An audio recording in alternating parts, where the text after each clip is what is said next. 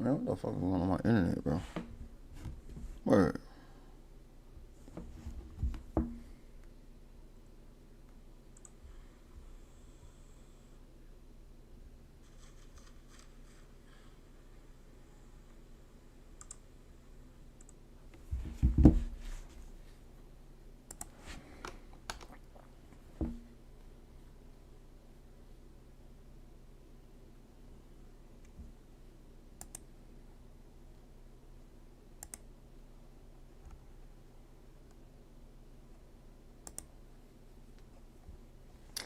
I don't know the fuck that shit.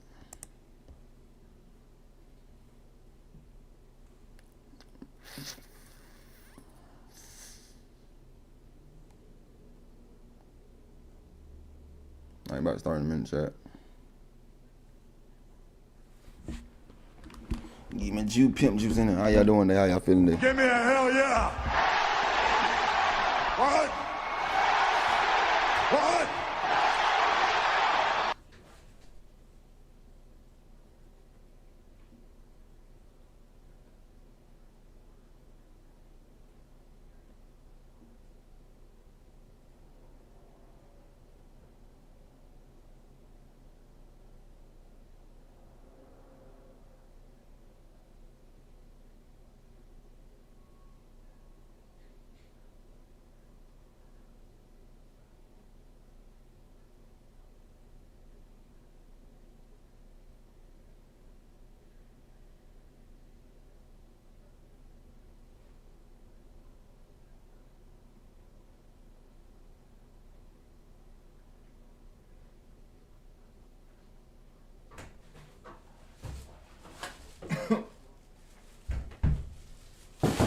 Bet with another one.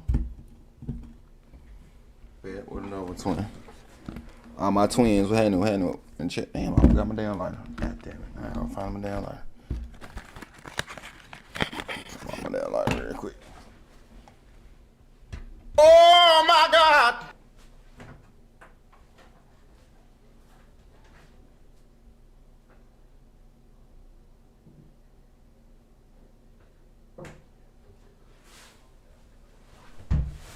Yep. Back in there, motherfucking twin. Y'all know it. I'm going to the other screen. Hit that motherfucker real quick. What's up with y'all? What's up with y'all? I'm going on, twin. Miss y'all, man. We back with another stream. Oh shit, I got on the wrong screen. Get that real quick. Twin, why is it on that one, twin? I don't want it on this one. I'm gonna start streaming on what you call it? That motherfucker be fucking up all the damn time.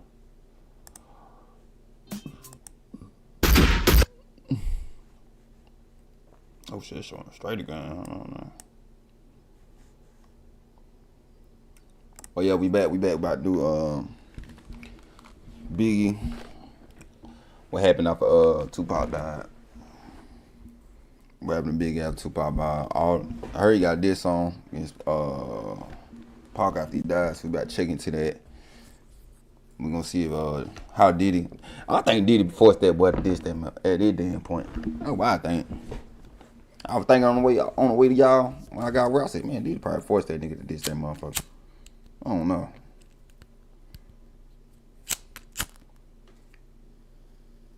On that who shot you shit, I think they did force him to put that shit out. Cause I still can't understand what the reason for them putting that motherfucking shit out. You know? If y'all know, let me know. You know what I'm saying? But that being fuck, we gonna lock in, see what the fuck going on. And I finally found a video for that Keefy D shit, how they got his ass. I found that shit last night. Y'all like, damn, that was one I meant to pull up on chat yesterday. But let's get into it though. How long you been pimp you?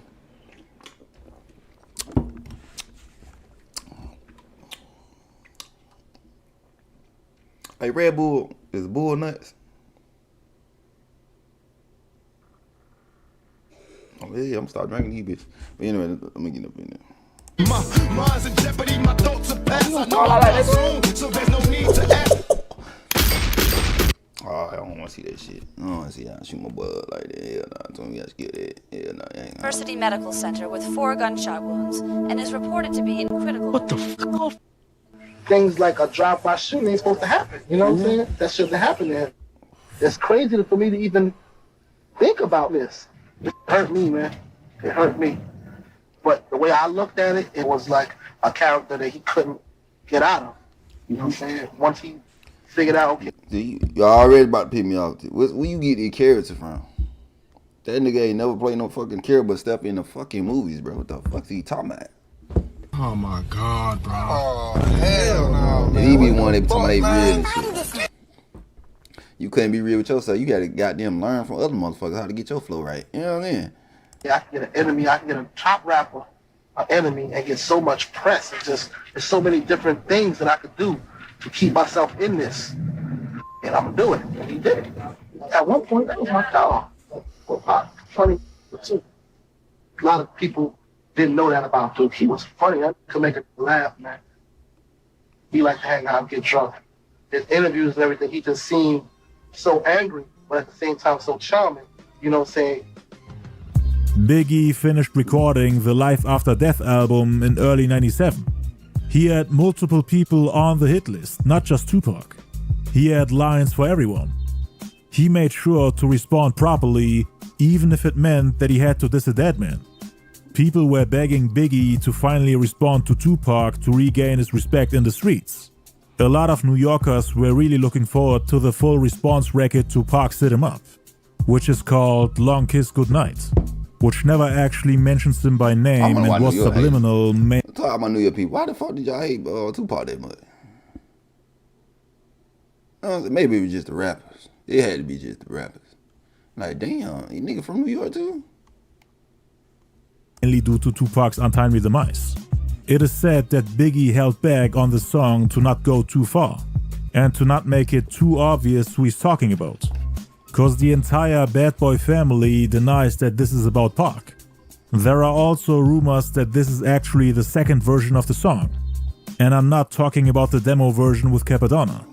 The first one was supposedly made before Pac died, and it mentioned him by name, was supposedly way more direct.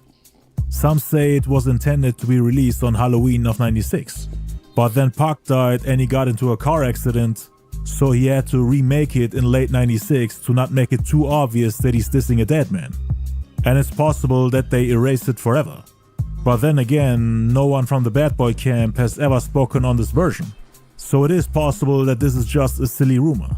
Cause everybody always says that Biggie was in peace mode while Pac was alive. Now the second version is the one. That's what the fuck I was saying. He was in peace. That boy had writer's block. That boy know not to say nothing, but you say something, you gonna turn him up some more. You know what I'm saying? One with Capadonna from the Wu-Tang Clan on the hook. It features the same 3 verses you hear on the album. So it's basically the same version. Lyrically identical, but completely different from the first version, which supposedly got scrapped. Proof for the song being made after Pac's death is actually in the song itself. I used to be as strong as Triple B, till little C's cripple me. Referencing the car accident 3 days after Pac's death, which crippled Biggie and made C's lose teeth. You lose teeth like little C's. And he also said, now the year's new, talking about '97. Now the year's new. Why y'all can't see Chuck? The song was named after a movie with the same title, which came out on October 11th, 1996, a month after Tupac's death. The beat was actually produced by RZA from the Wu-Tang Clan. Yes, the same RZA that Tupac wanted to sign to Death Row East together with his clique. And now he's in the studio recording a diss track against Tupac. RZA felt some type of way about the fight at the Club 66. Oh, we gonna fall out, RZA. Oh shit, I turned. Okay, I see what I did, bro. Okay, I see what the fuck I did. I went on this shit. Hold on, chat. I get my damn chat box up there. What the fuck is my chat box? I don't forgot which one it is. I'm gonna type something in chat.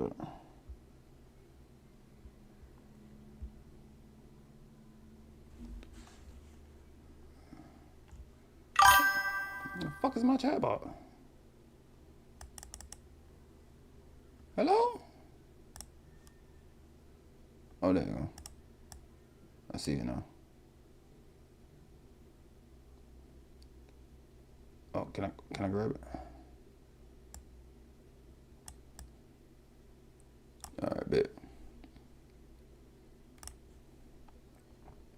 he did this song. Damn.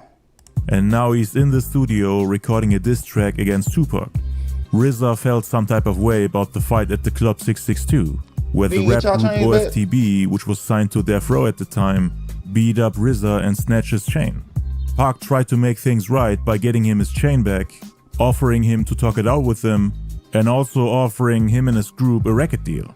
He showed them love and respect on the radio, and wanted the Wu-Tang Clan to be on his side against Biggie, cause he knew that Raekwon and Ghostface Killah had a problem with him. They had already dissed Biggie on the Only Built for Cuban Links album. What is it called? Damn. Only Built for Cuban Links? We gotta check it out. I thought you did get that chain back. So you did. So this RZA? I don't know. I just know Old Dirty Bastard, Redman, Method Man. So Pac wanted to get himself some reinforcements from New York against Biggie. But Big reached out to them and turned them against Pac and Death Row. Oh, they stayed loyal to New York instead of siding with the West Coast during the East-West War. Not only that, but the demo version also featured Capodanno from the Wu, who was supposed to be on the hook. He can be heard laughing and talking trash about Pac in the background. So part of the Wu-Tang Clan was going at Pac. The beat also uses the same sample as Capone Noriega's LA, which was a response record to the Dog Pound song New York, New York, a diss track against him, with Mobb Deep and Tragedy Gaddafi as feature guests. It was produced by East Coast legend Molly Mall.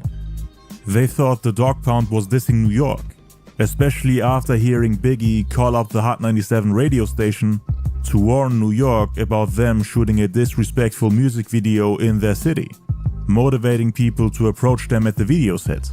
Which eventually led to the I can't fuck with Snoop. Like, bro, how the fuck you get cool with that shit? Like, motherfuckers try to shoot me. Hell nah, twin. Hell nah, twin. Hell, man.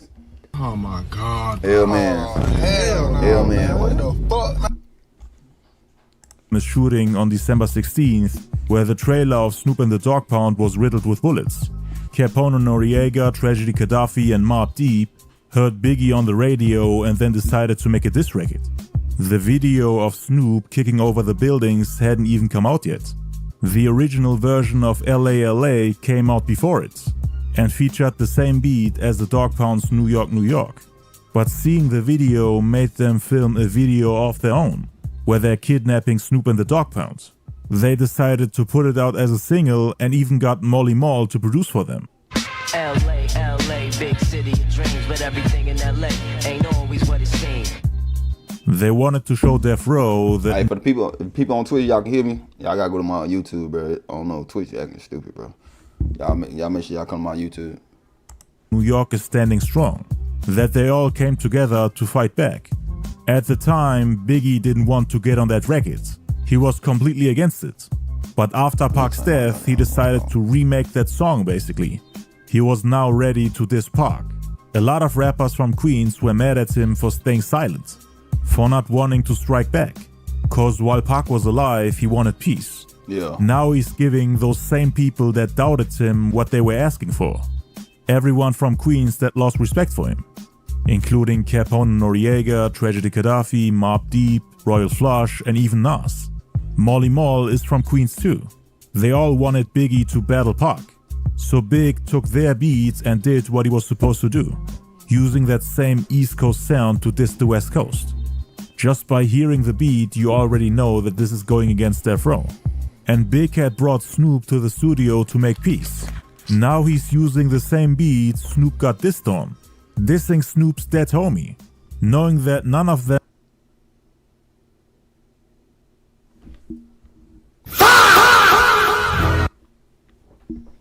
will ever respond to it.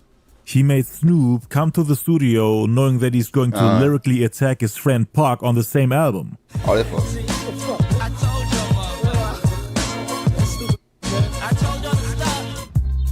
Puffy starts off in the intro saying, "I told you to stop.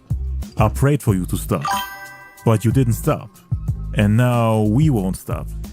Biggie then spoke about one specific guy. Appreciate you coming back in here. A stupid guy who wouldn't stop. Who could he have possibly meant? Biggie then says that it's time for that person to die.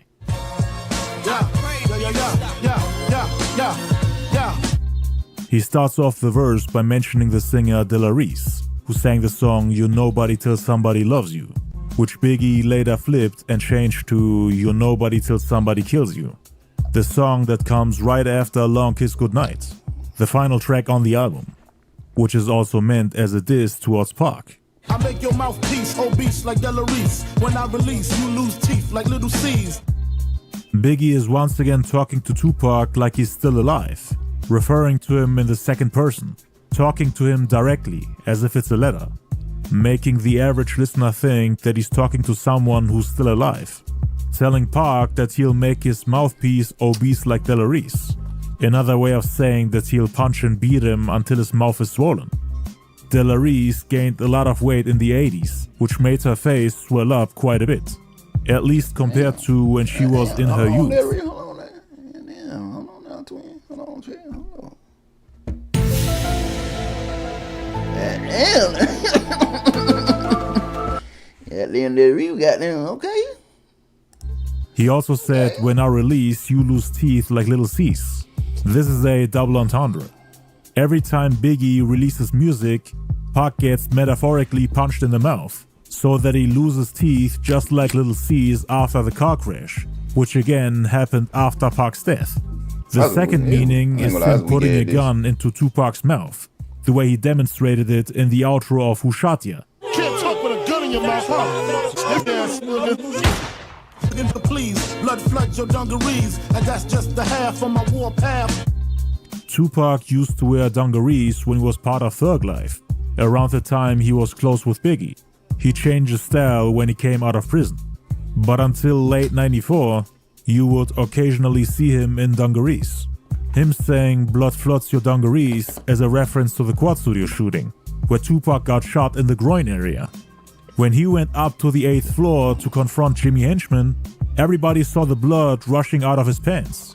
They tried to stop the bleeding by pressing on it with tissues. Pac even opened his pants and saw the hole in it, with his private parts covered in blood. Laugh now, cry later. I rhyme greater than the average player hater and spectators. Better laugh now, then cry when I come to get you. I hit you with 2 Glocks and leave you with scar tissue. Laugh now, cry later. I rhyme greater than Yeah, the you can't average eat player it. hater. What you gonna call a spade a spade? This nigga couldn't fuck with goddamn bitch. He couldn't fuck with goddamn Pac. I don't give a damn what nobody say, bro. Like, I don't know, maybe it's the beats. Like, this shit ain't hit me. Like, you know what I'm saying? I like a good battle and shit, but nah, hell no. Hell no. Y'all hype that man up, bro, from there. Pac had 2 tattoos on his back, Smile Now and Cry Later. Biggie references them to make clear that the song is indeed about him, even if the entire bad boy camp denies it. Just like in the song Dangerous MCs, he describes you how his enemy looks like, without actually saying his name. He talked about his slim frame, his tattoos, his bandana, mentioned the song I Get Around, and on this song he gives us even more references. Laugh Now, Cry Later, I rhyme greater than the average player hater. Biggie is basically saying that he's a better rapper than the player hater with the Laugh Now, Cry Later tattoos on his back. Again, Biggie and Puff. Stop the cap, man. Stop the cap. Stop the cap. Stop the cap. Stop the cap right now. Stop the cap. Nobody will even remember that damn album. You know what I'm saying? I ain't heard nobody talk about that damn album. It definitely was him. Nobody don't even talk about Life After Death. Nobody even talk about his first album. You know what I'm saying? He gave Pac the nickname Player Hater after he made fun of their quote-unquote fake player image. So they responded by putting it into songs. Pac did something similar by calling Biggie and Puffy Piggy and Buffy. Both sides gave each other nicknames to make fun of each other. It still tickle me. I used to be as strong as Ripple B, to little C's cripple me. Then we get to the line where he says that he used to be as strong as Ripple, which was a fortified wine with 11% alcohol by volume. But after the car accident caused by little C's, he felt like a cripple, with him having to use a cane to be able to walk again. What's going on? But even in this weakened condition, his enemies still can't hurt him with all their jabs and disses. That's why he said it still tickles him. Now I play hard like my girl's nipples be. The game sour like a pickle bee. This is a response to Tupac constantly saying that Biggie only plays hard. that he's actually a scared little boy acting tough and pretending to be a player. A guy who doesn't know how to play by the rules of the game. So he was questioning his tough guy and player image. Big responded by saying that he might be playing. Y'all think this shit sound forced? This shit really sound like it's forced, bro. It like, you know what I'm saying? Maybe I'm reaching. It sound like it's forced. Cause maybe he good at rhyming with the words and shit. This shit ain't hitting like God don't hit him up and all them other songs. Tupac don't diss his ass on. You know what I'm saying? Hard, but only because of the car accident which left him crippled. But even in this weakened condition, the girls still love him. So there was nothing fake about it after all. The game sour like a pickle bee. Y'all know the rules. You know the rules. He's also saying this is what happens when playing the rap game turns sour, while quoting a line from Tupac's Hit 'Em Up. Now the year's new. I lay my game flat. I want my spot back. Take two. You can actually interpret this in multiple ways. Biggie wants his spot back. He was the #1 rapper in the world in 94 and 95. Pac took his crown in 96, and now Biggie is back on top in 97. It's a new year, and just like when filming movies, this is take #2. But he's also saying that his competition can take the #2 spot. The #1 spot is reserved for him. Motherfuckers mad cause I blew the game. Mad, brother. Too many looking on my dick. Shit strenuous. They always felt like I'm trying to give him a fair fight. You know what I'm saying? Fair fight like MC like I did the live with Nas and Jay-Z shit. Like it was a long kiss goodnight. This the best. They said this the best diss song. I don't see. Let me see. Pac only had a problem with Biggie because he blew up in the rap game while his own career went downhill. You crazy? That it was out of jealousy. That he had to go at Biggie by joining forces with Bad Boy's Enemy in order to gain relevance again. Biggie was the king of New York after all. There were dozens of rappers wanting to take his spot, but failing miserably. Said Biggie is a big boss there. Where, New York? Such stamina. Slugs missed ya. I ain't mad at ya. We ain't mad at you. I ain't mad at you. Dangerous you're not. I gets down. Twist your body round and round. Upside down. I get around. Still down with the underground clown. Around and go. I get around. Maybe next time you punk ass to keep your head up. Give me your head up, child. Things are gonna get easy. Biggie and his camp kept referencing Pac's songs, this time I Ain't Mad at Ya, which is basically a letter from Tupac dedicated to his friend, which he only gets to read after Pac's passing. Pac is basically talking to his friend from heaven. And in the video, he actually got shot and killed for trying to protect his friend. And now that he's dead, he's selling... I thought you was thinking this video was about Stretch, though. I thought it was about Stretch. I ain't gonna lie. Tupac best friend, I think you thought it was about Stretch. Him, I Ain't Mad at Ya. Biggie is now saying the same thing. This is one of the few songs where Biggie admitted that the people who shot Pac were his homies. But like explained earlier, this is most likely not a real confession. He's just playing the villain and subliminally taking the blame. It's still debated which shooting Biggie is talking about here. The one at the Quad Studios or the one in Las Vegas. Cause the former had always been a rumor. Something that Pac heard from strangers while he was in prison. While I'm in jail, strangers is telling me, yo, you don't know? Biggie homeboy shot you. Cause they bragging, they telling they niggas in jail. Yo, we just got Pac. Woo, woo, woo. And my cousin was in jail in New York cause I got family out there. He sit right there while the niggas getting the call boy. Yo, my homeboys just jacked that Tupac. So that's how I knew he shot me. What happened? And he also said that the robbers looked like Biggie's homies from Brooklyn. Big saying that Pac moved with so much stamina could be a reference to him running around on the 8th floor where he confronted Puffy and Jimmy Henchman. The slugs missed him in a sense that the two shots, which could have been fatal, only grazed him by... You get shot, you go confront them niggas at the same time? I don't give a damn nobody.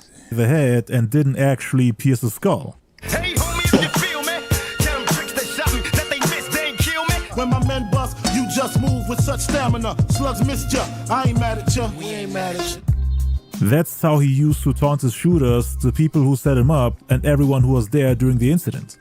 It would also be in line with what he said next, assuming that this is all a timeline. Him getting shot, catching cases, coming out of prison, accusing people. Blood rushing, concussions ain't nothing. Catch cases, come out frontin', smoking something. A concussion is a mild traumatic brain injury that affects brain function. Tupac got pistol whipped by the robbers during the quad studio incident. So when Big talks about concussions, he could have meant that. The song might have been structured in a way that he addresses everything in chronological order. Verse 1 could be about the quad studio shooting, and verse 2 about the shooting in Las Vegas. But people argued that both verses are about the Vegas shooting and not the quad studio shooting, that Big had nothing to do with it, saying that verse 1 couldn't have been about the quad studio shooting cause Pac didn't move with stamina. He was playing dead and got knocked out. He was only moving with stamina during the Vegas shooting, cause the Crips made fun of him for moving around and trying to dodge the bullets during the drive-by shooting. I don't want to see that shit. Biggie was making fun of that, saying that Slugs missed ya, I ain't mad at ya was about Shook, who only got grazed in the head, while Pac took the bullets like a shield. So just like how Pac said I ain't mad at ya to his homie after taking bullets for him in the music video, Biggie is telling Shook I ain't mad at ya for not taking the bullets in Pac's place. Cause Puffy had put a bounty on both of their heads, and the Crips that shot at Pac and Shook were indeed hired by him. So it would make sense for Biggie to say when my men bust, talking about the Crips like they're his people. Cause the people that robbed Tupac at the quad studios were not cool with Biggie. So it wouldn't make sense for Biggie to call them his men. The Crips on the other hand, they could be considered his men, even if it wasn't actually him who hired them. So some people think that this is indeed about Shook, cause the Slugs really missed him, and he attempted to escape the crime scene by speeding off and doing a U-turn. That's what Big could have meant when he said you just moved with such stamina. Blood rushing, concussions ain't nothing. Catch cases, come out frontin', smoking something. Just like how blood was rushing from Pac's head after the quad studio shooting, blood was also rushing from Shook's head after the Vegas shooting, cause he got grazed by a bullet. He then caught the case which got him locked up for kicking the Crip Orlando Anderson. So that would make sense and could be indication for him talking about the Vegas shooting. But then he said, come out frontin' smoking something. Shook went to prison and didn't really have a chance to come out frontin'. He didn't come out until 5 years later. By that time, Big had already passed. So it doesn't really make sense that this is about Shook. Brother? This sounds more like it's about Pac, who came out of prison quote-unquote frontin' as if he's smoking something. Meaning that he's out of his mind for accusing and blaming everybody. Cause they always said that everything Pac did after getting shot was act, as if his life is a movie, disconnected from reality. So it's really hard to tell which incident Biggie meant. I personally think that this wasn't about Shook, but about Tupac and the quad studio shooting. This shit before I stick you, for you re-up, wipe the pee up, lick shots, hold the seat up. First of all, you too damn big. Who you gonna stick up? You know what I'm saying? And you got a cane. I don't know, he ain't get no brownie point for me, goddamn. You say this shit after he died. You don't get no brownie point for me, regardless. He's talking about robbing someone who's supposed to guard whatever Biggie is coming after. And then the next line sounds like he's making fun of Pac for getting shot in the groin area. Talking about him making his pants wet. The shots woke his feet up. People always joked about Pac supposedly losing one of his testicles after the shooting. Pac supposedly opened his wet pants to see if his private parts are still there.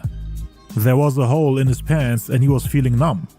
Big is basically saying that he wet his pants after getting shot in the balls. Wipe the pee up, lick shots, woke your seat up, go in the ashtray, spark the weed up, long kidding. Remade it last wishes to smoke my ass. Go in the ashtray, We got a song called Black Jesus. weed I didn't know that. Tupac didn't really have a funeral. He wasn't buried. You never saw him in a casket. He was cremated, burned to ashes. I'm flaming jets, aiming at maniacs, put my name in rap.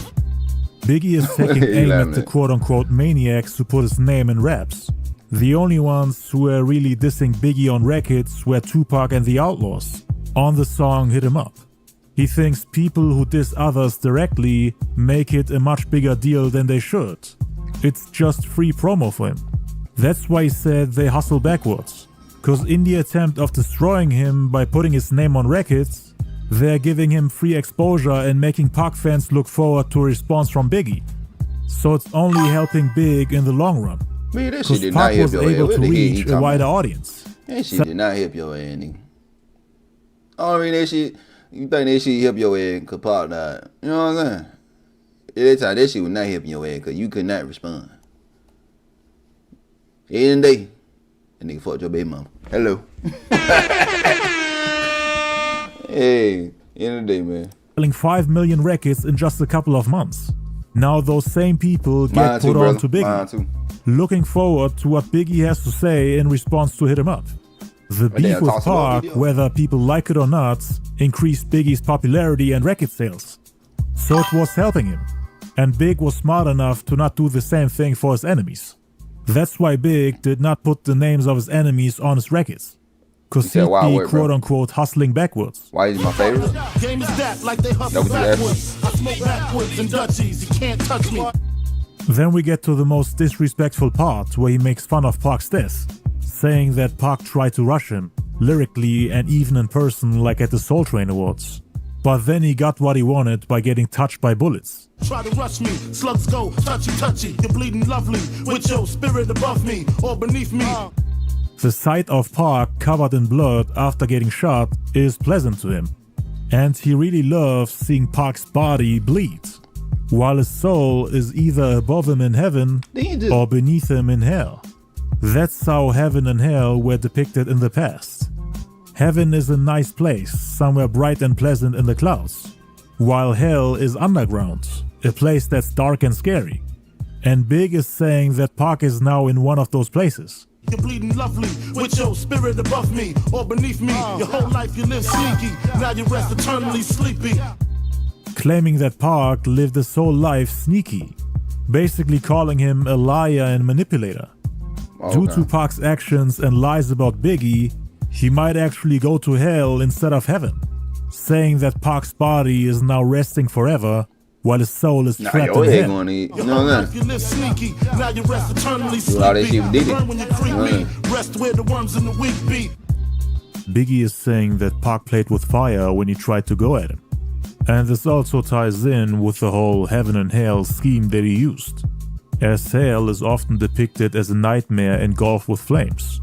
Pac's soul is burning in hell for trying to creep him, while his body is resting 6 feet underground, together with the worms and the weak. With the weak, he's talking about the dead, who have no life force left anymore. My 9 flies, baptized, with the Holy Ghost. I put holes the most, you hold your toes shaky. Tying into the death imagery in the previous lines, Biggie imagines his 9mm pistol as some sort of reverse baptism, sending Pac to see the Holy Ghost. The gun baptized him because he got wet, similar to how babies are baptized, but in this case you get wet because of the blood from your bullet holes, not from the holy water that is sprinkled over you. Biggie is also referencing a line from Mobb Deep's Tupac diss track Drop a Gem on Him, which was a response to Hit 'Em Up, the whole rap guys baptized rhyme that was aimed at Pac.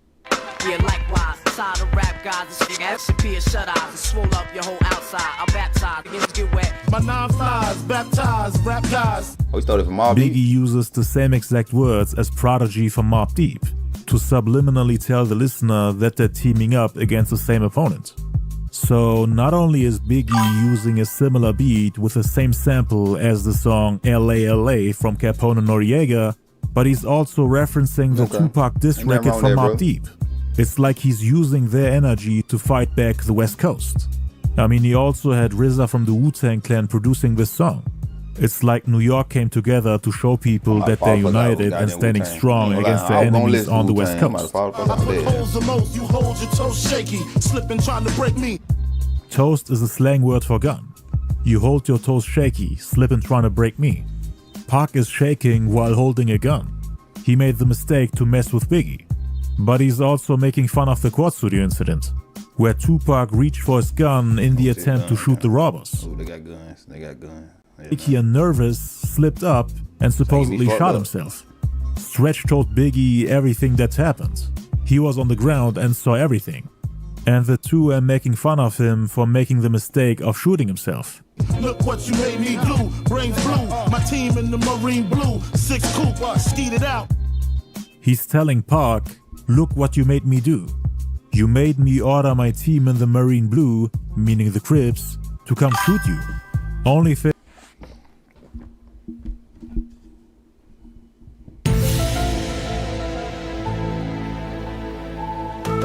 I basically know what went down though. You know what I'm saying? Basically know what went down. He be playing like he don't know what the fuck going on. Oh, you do what the fuck going on. That boy told you what the plan was. You know what I'm saying? He said Biggie was okay, but Tupac was and still be the greatest ever, y'all. Shit, we be talking about Tupac 20 years later. I ain't gonna lie. I know I am. Thing that's not adding up is Sims saying 6 coupe. It wasn't a coupe. It was a 4-door 1997 Cadillac, from which the Southside Crips, Terrence Brown, Keefe D, Orlando Anderson, and DeAndre Smith fired about a dozen shots at Pac and Shook's BMW in Las Vegas. And according to Keefe D, the last man who was sitting in that Cadillac that's still alive, Biggie had no involvement. They only greeted each other a couple times after the shooting. It was actually Puffy who put the bounties on their heads. He was the one that kept in touch with Keefe D. Biggie, for whatever reason, took credit for it. I guess he wanted to create controversy, while adding misinformation about the shooting to not help the cops with the investigation. That's what he fucked up at. He said all this shit. And them motherfuckers at the part that all the motherfuckers started doing, all them killings happening in LA. Crazy. Now you put this out. Target on you. Because he would have snitched on his whole team. The medicine, I got the medicine. You turn green like cucumber skin. Playing around with the color green. Biggie is smoking weed, which is green, got the letters, which is also green, while Pac turned green like cucumber skin. After seeing Biggie's rise to fame and how much money he made while he was locked up, turning green can be interpreted as another way of saying getting jealous. So Pac got jealous because Biggie got money. When he was a broke newcomer and a soldier under Tupac's wing, everything was fine. But when he started to outgrow him, Tupac all of a sudden saw him as a problem. Hug from fake friends, make ends, they hate you. Be broke, girls won't date you. Calling Pac a fake friend.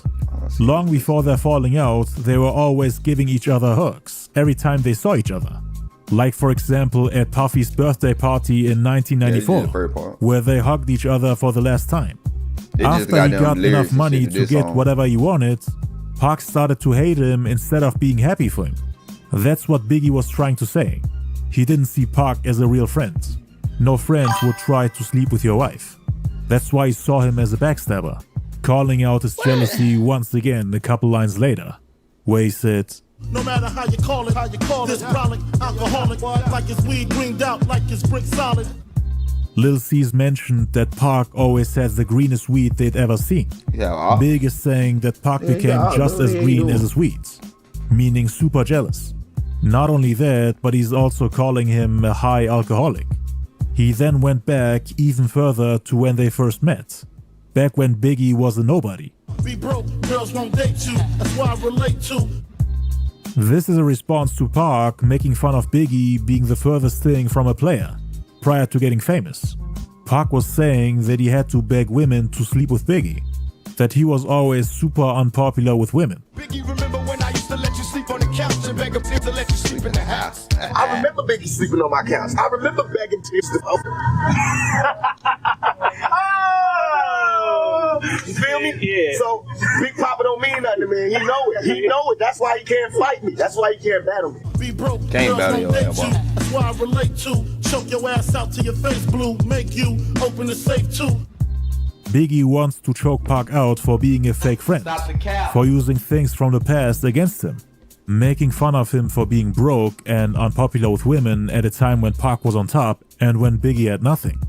Instead of being happy that his friend finally made it out and got the fame and recognition he deserves. Why the fuck I'm gonna be happy you made it out? And I'm getting charged with goddamn guns that's not mine. And I got a set charge against me. And the weapon is yours. The fuck I'm gonna be happy you blowing up? Then you didn't come see me when I was in jail. Make that make sense. He also said, make you open the safe too. Once again saying that he'll rob Tupac. He said this about Pac's mother as well. on the Get Money remix. Your mom's the actress, didn't want to show me the safe. Slug hit your chest, tap the spine. Flatline, heard the grapevine. You got up 4 times. This is exactly how Pac died. He got shot in the chest and one of the bullets hit his right lung, which caused massive bleeding that couldn't be stopped even after removing the lung. They put him into a medically induced coma and tried to revive him multiple times. He flatlined and died, just like Biggie said on the song. And the Bad Boy members still have the nerve to say that this wasn't about Pac. Slug hit your chest, tap the spine. Flatline, heard the grapevine. You got up 4 times. Heard through the grapevine you got effed 4 times is a reference to statements made by Wendy Williams, who claimed that Pac got assaulted and taken advantage of 4 times while he was in prison. Rappers have used this rumor to attack Tupac. I had little girls writing to me crying, saying you got in jail, I'm so sorry. That shit right there is what will fuel the anger that will never die. I had to write letters to 1,000 little kids explaining to them that I would be dead before a motherfucker would hear me, and you know that. The grapevine, you got up 4 times. And motherfuckers took shots from every direction. They thought that meant that I'm gay now. He fucked me in the ass now. And I'm getting in jail, woonty, wompty. They just say anything to assassinate my character. Damn, at 3 to 9, I'll put you up for real, though. Really? Damn, at 3 to 9, I'll put you up for real, though. This right here is the ultimate. We did live yesterday with Tupac inmate. The inmate that was with Tupac at Rikers Islands and shit. He said it was one of the correctional female correctional. She was mad at him because she thought he did rape thing and shit. So she got him started fucking with him every day and shit. So she started spreading rumors that he got raped in jail and shit. And this shit got to the media and shit. And how this shit came about. Proof that he's talking about Tupac. Damn, that 3 to 9 effed you up for real though. Pac was sentenced to 1.5 to 4.5 years in prison. 3 to 9 is the same thing, but only in half years. That was Pac's prison sentence. Biggie, just as always, tried to make it as subliminal as possible. Damn, at 3 to 9, I'll put you up for real though. Swing still slow, has remorse, we feel no. Biggie and Puffy had no remorse and did not regret what they did to Tupac. Big knew exactly that it was Puffy who made Keefy D and the Southsiders go after Pac and Shook. I know. And he was fine with it. Yeah. He initially might have been sad about it, but that sadness turned into happiness. Or else he wouldn't have made fun of his death on the song. I mean, they literally said that they have no remorse. But in the media, he only expressed his sadness. Yeah. In the outro of the demo version with Capadonna, you can hear Biggie yelling in the background and insulting Tupac.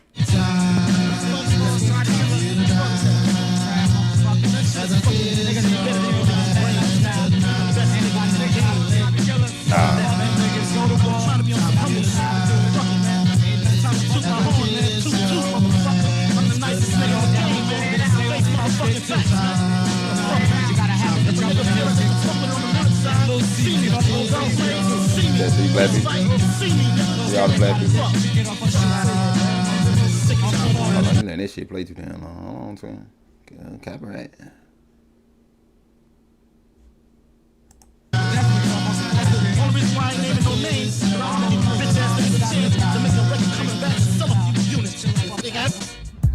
So, according to Big, like we all know at this damn point, that nigga studio gangster. The only reason why he didn't say Tupac's name is because it would have given the Outlaws a chance to come back and sell more units. Because now that Pac is gone, nobody is checking for the Outlaws anymore.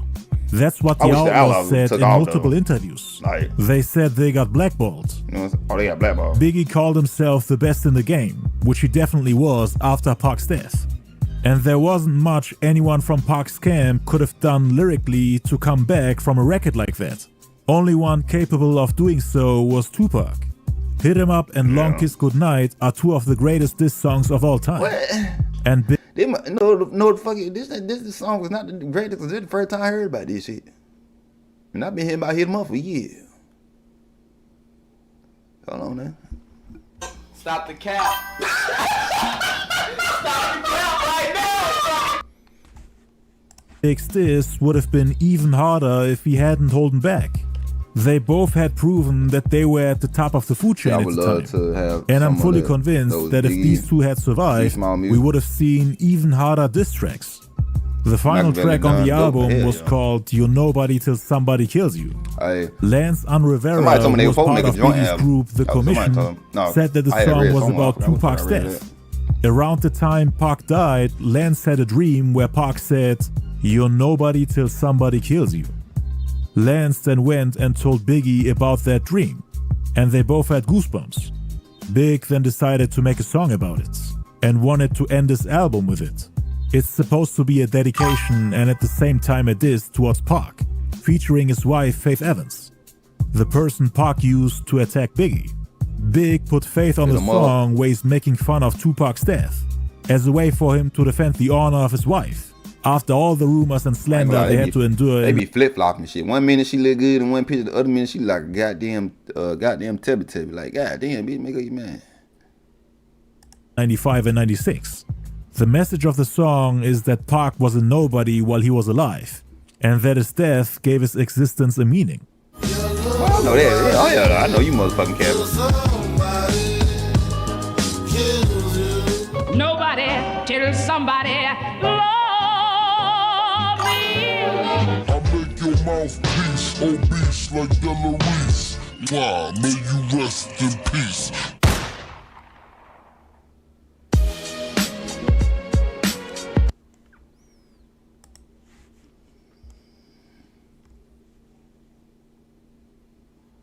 What is it? We're gonna do a Big Ass Payback. What was that other one I saying? Damn, I wanna listen to that shit so real. Come to you, I wanna listen to that shit so damn bad. What's the other one we about to listen to? Let me do this one. They come out with the Lumina van. Like, yo, we gonna drive this? Be out like, yeah, perfect. Perfect? What you mean perfect? Hop in. On September 16th, meaning 3 days after Pac's passing, Biggie, Lil C's, and Charlie Baltimore got into a near-fatal car accident.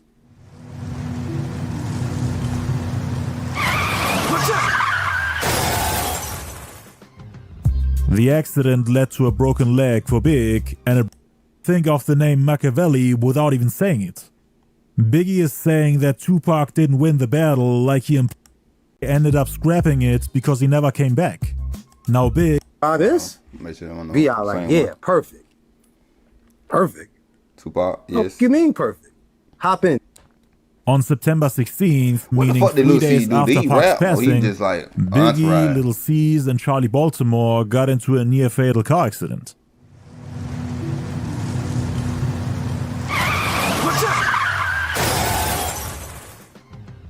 The accident led to a broken leg for Big and a broken jaw for Lil C's. Big had to spend 3 months in the hospital and required 6 months of therapy to recover. And from that point on, he had to depend on a cane to be able to walk again. Now with Big laying in the hospital and being in rehab for 3 months, he was able to look back at his beef with Pac with a clear head. A lot of East Coast rappers and rap fans were mad at Biggie for letting Pac slap him around like that and for letting him disrespect the East Coast. Cause he was the king of New York, he had to speak up. It made New York and the East Coast look weak, and a lot of people held him responsible for that. There was everyone who came for his crown, despite us, Method Man and Biggie on it. Disaster strikes. He wanted to do a track called Dangerous MCs with Nas, Method Man, and Biggie. I'm trying to find out.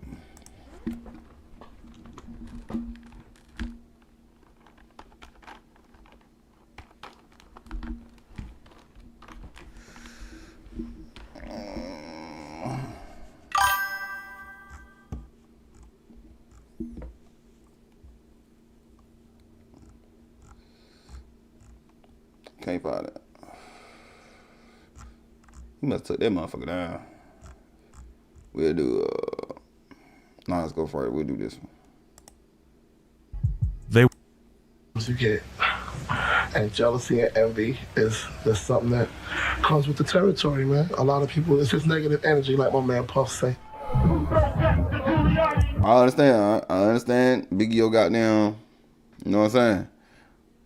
I have my chat down with Tupac, man. You in here, you in live with nothing but goddamn thug life in here. You know what I'm saying?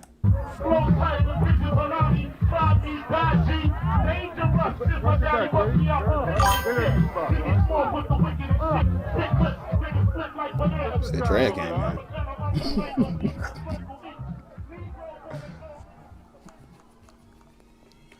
Back in the mid-90s, when competitiveness in the rap game was reaching its peak, two of the biggest rappers on the East Coast, the Notorious B.I.G. and Nas, clashed at the top and became part of the biggest or one of the biggest rap beefs in history. Subliminal shots were fired on songs, interviews and even album skits. Battle rhymes, diss songs, trying to quote-unquote murder someone on their own song. It's all in the spirit of the competition. And every year a new rapper was making their claim for the throne. The story begins in '93 when Big and Nas first met, before they made their debut with classic albums on which they were working on at the time. Nas already had a single out called Halftime, which was on the Zebrahead soundtrack in '92. Big first made his appearance on the Supercat song Dolly My Baby. He was even in the... Shit, I don't know about greatest of all time, because ain't nobody been talking about that nigga, you hear me? Ain't nobody talked about Big in years, bro. Like, I don't know how he the greatest of all time. Nobody don't talk about him the greatest in a minute, bro. If you talking about like New York style, they'll rather say Jay-Z now than Big. Music video with Puffy, Swing Me Bad Boy, before the label was founded. Nas was already cool with Puff, who even let him drive his Range Rover before Big had an album out. So Puff drove his new Range. That's the man of the moment. Projects, he let me drive it before Ready to Die hit. On June 29th, Big dropped Party and Bullshit, which was the debut single that put him on everybody's radar, including Method Man from the Wu-Tang Clan. I heard the song. I want to ask, what makes, in your opinion, what makes Biggie like the greatest of all time? What makes, like, over Pop? What makes him? Cause lyrically, no. Albums, no. He only got 2 albums. What makes him the greatest of all time? Even after Pop died, he still dropped albums. Biggie died, he only dropped 1. How that makes him the greatest of all time? Then both of them live at the same time. He couldn't do nothing, bro. He lost. He lost, bro. So that makes Pop the greatest. Pop is the greatest artist than him, bro. I love the song. I want to know his but opinion, I forgot though, it was for real. that one little breakdown part in there. And when he came on stage, it was 100 Brooklyn niggas with him anyway. 100 Brooklyn niggas with him. So that part happens in the record, and niggas really look like they was fucking fighting.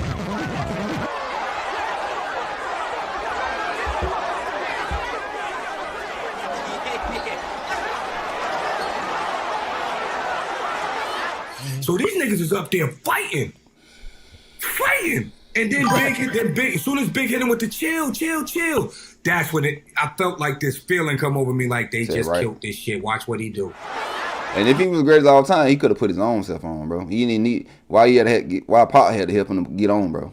He would have got his own self on. You know what I'm saying?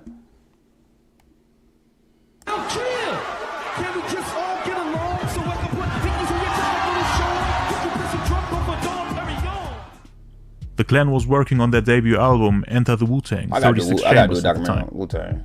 Nas met Big at the Palladium on July 23rd when he was performing with Tupac and Redman, who already had projects out. Damn, he was on. Pac took Big on his first shows and helped him to get bigger and more respected in the game. Even wanted him in the group Thug Life, but that unfortunately didn't happen. Nas and Big became closer over time. They hung out and freestyle together before Big reached superstardom.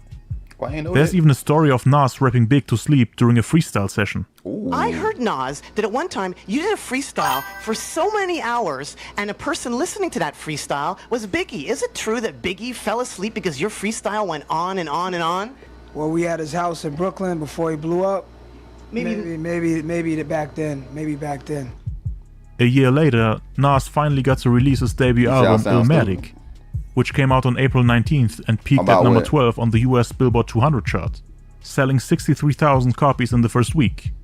It failed to achieve significant commercial success, even with 5 singles and 4 music videos. If I'm laying facts out there. He was crowned the king in New York, bro. Not the world, in New York, bro. What the fuck?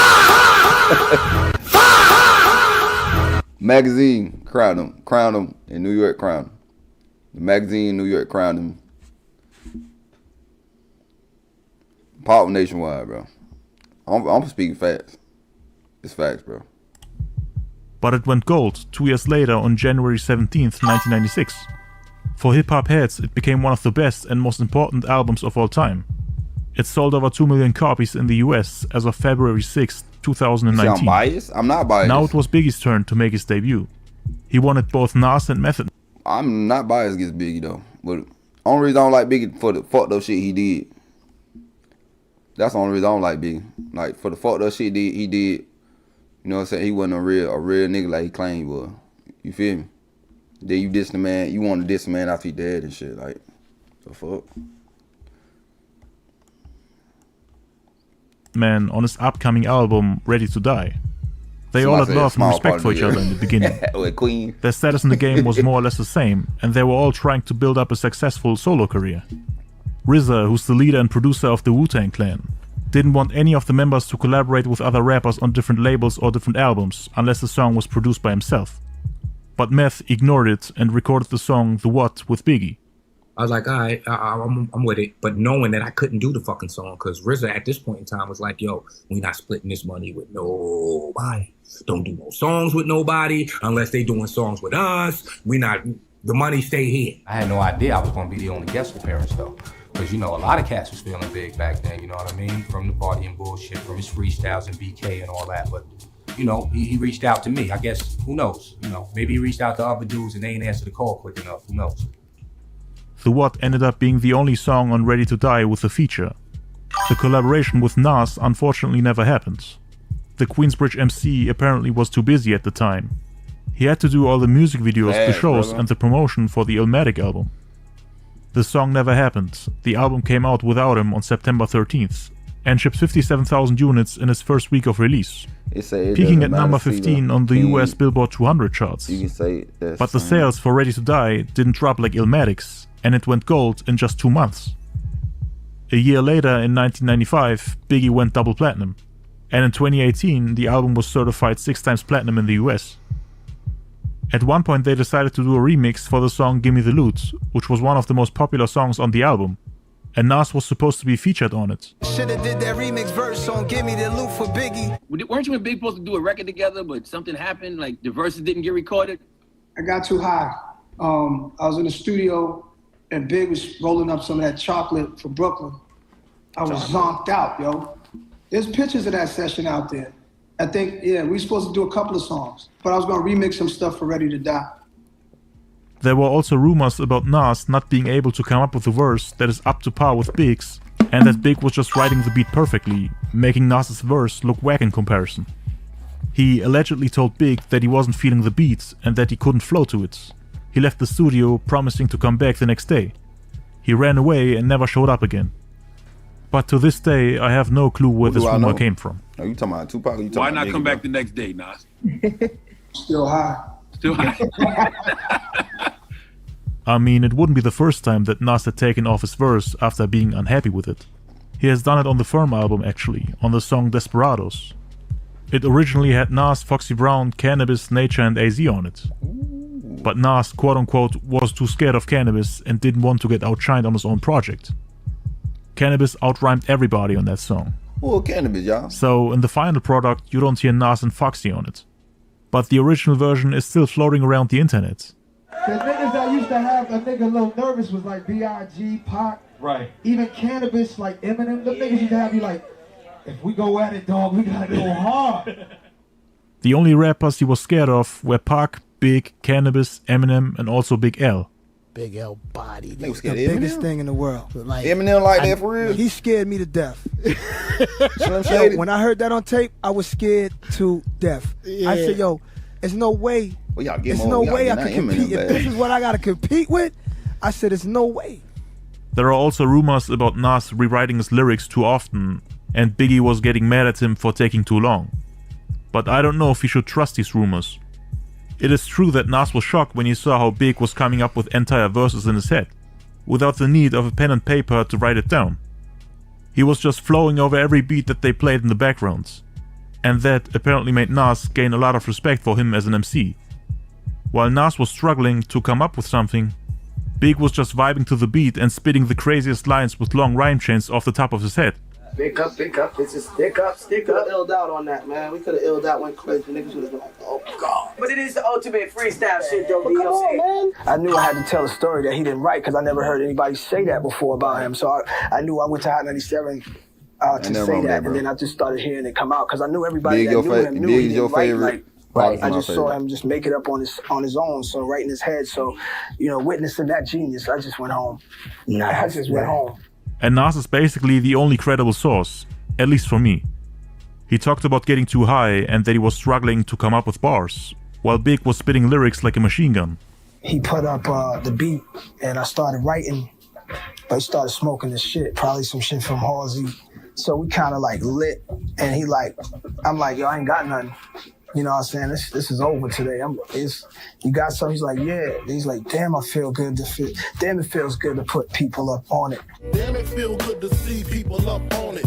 Flip 2 keys in 2 weeks and didn't flaunt it. I was like, wait, what is that from? I'm writing it now. And he didn't have no pen and paper, so I knew like I was like, it was a... So Big actually laid down his verse, but they scrapped the whole song when Nas didn't come back to finish it. Big's lyrics were used 3 years later on Diddy's album No Way Out, on the song Young G's, which also features Jay-Z. The verse was reused on numerous remixes, like on the Duets album in 2005. Anyway, after the Gimme the Loot remix was cancelled, Big and Nas didn't speak with each other for a long time. And from that point on, a friendly competition was developing. But Nas wasn't the only rapper that he was competing with. Big blowing up so fast made Raekwon from the Wu-Tang Clan feel slighted, cause up until this point, he was the quote-unquote rotund mafioso rapper of the 90s that embodied the voice of New York. And now all of a sudden Biggie was making headlines, outselling everybody on the East Coast, and more or less taking Ray's spot, or at least that's what the impression was. Anybody could rhyme, you know what I'm saying? But it's what you saying that makes a person know about you know what I'm saying, and know what type of person you is. There's a common misconception that Big and Ray actually were cool in the beginning, and that they had a falling out later on. In '94 they appeared on a song together called Stop the Brakes, which was on one of Ron G's mixtapes. The song also featured verses by KRS-One and Killer Sin. But Big and Ray were never in the studio together. They just gave Ron G their verses and he put it together. Big and I hit blunts, performing at the Arc. Next thing you knew, Big Blue when all the balling starts. I want the riches. Oh, hell no.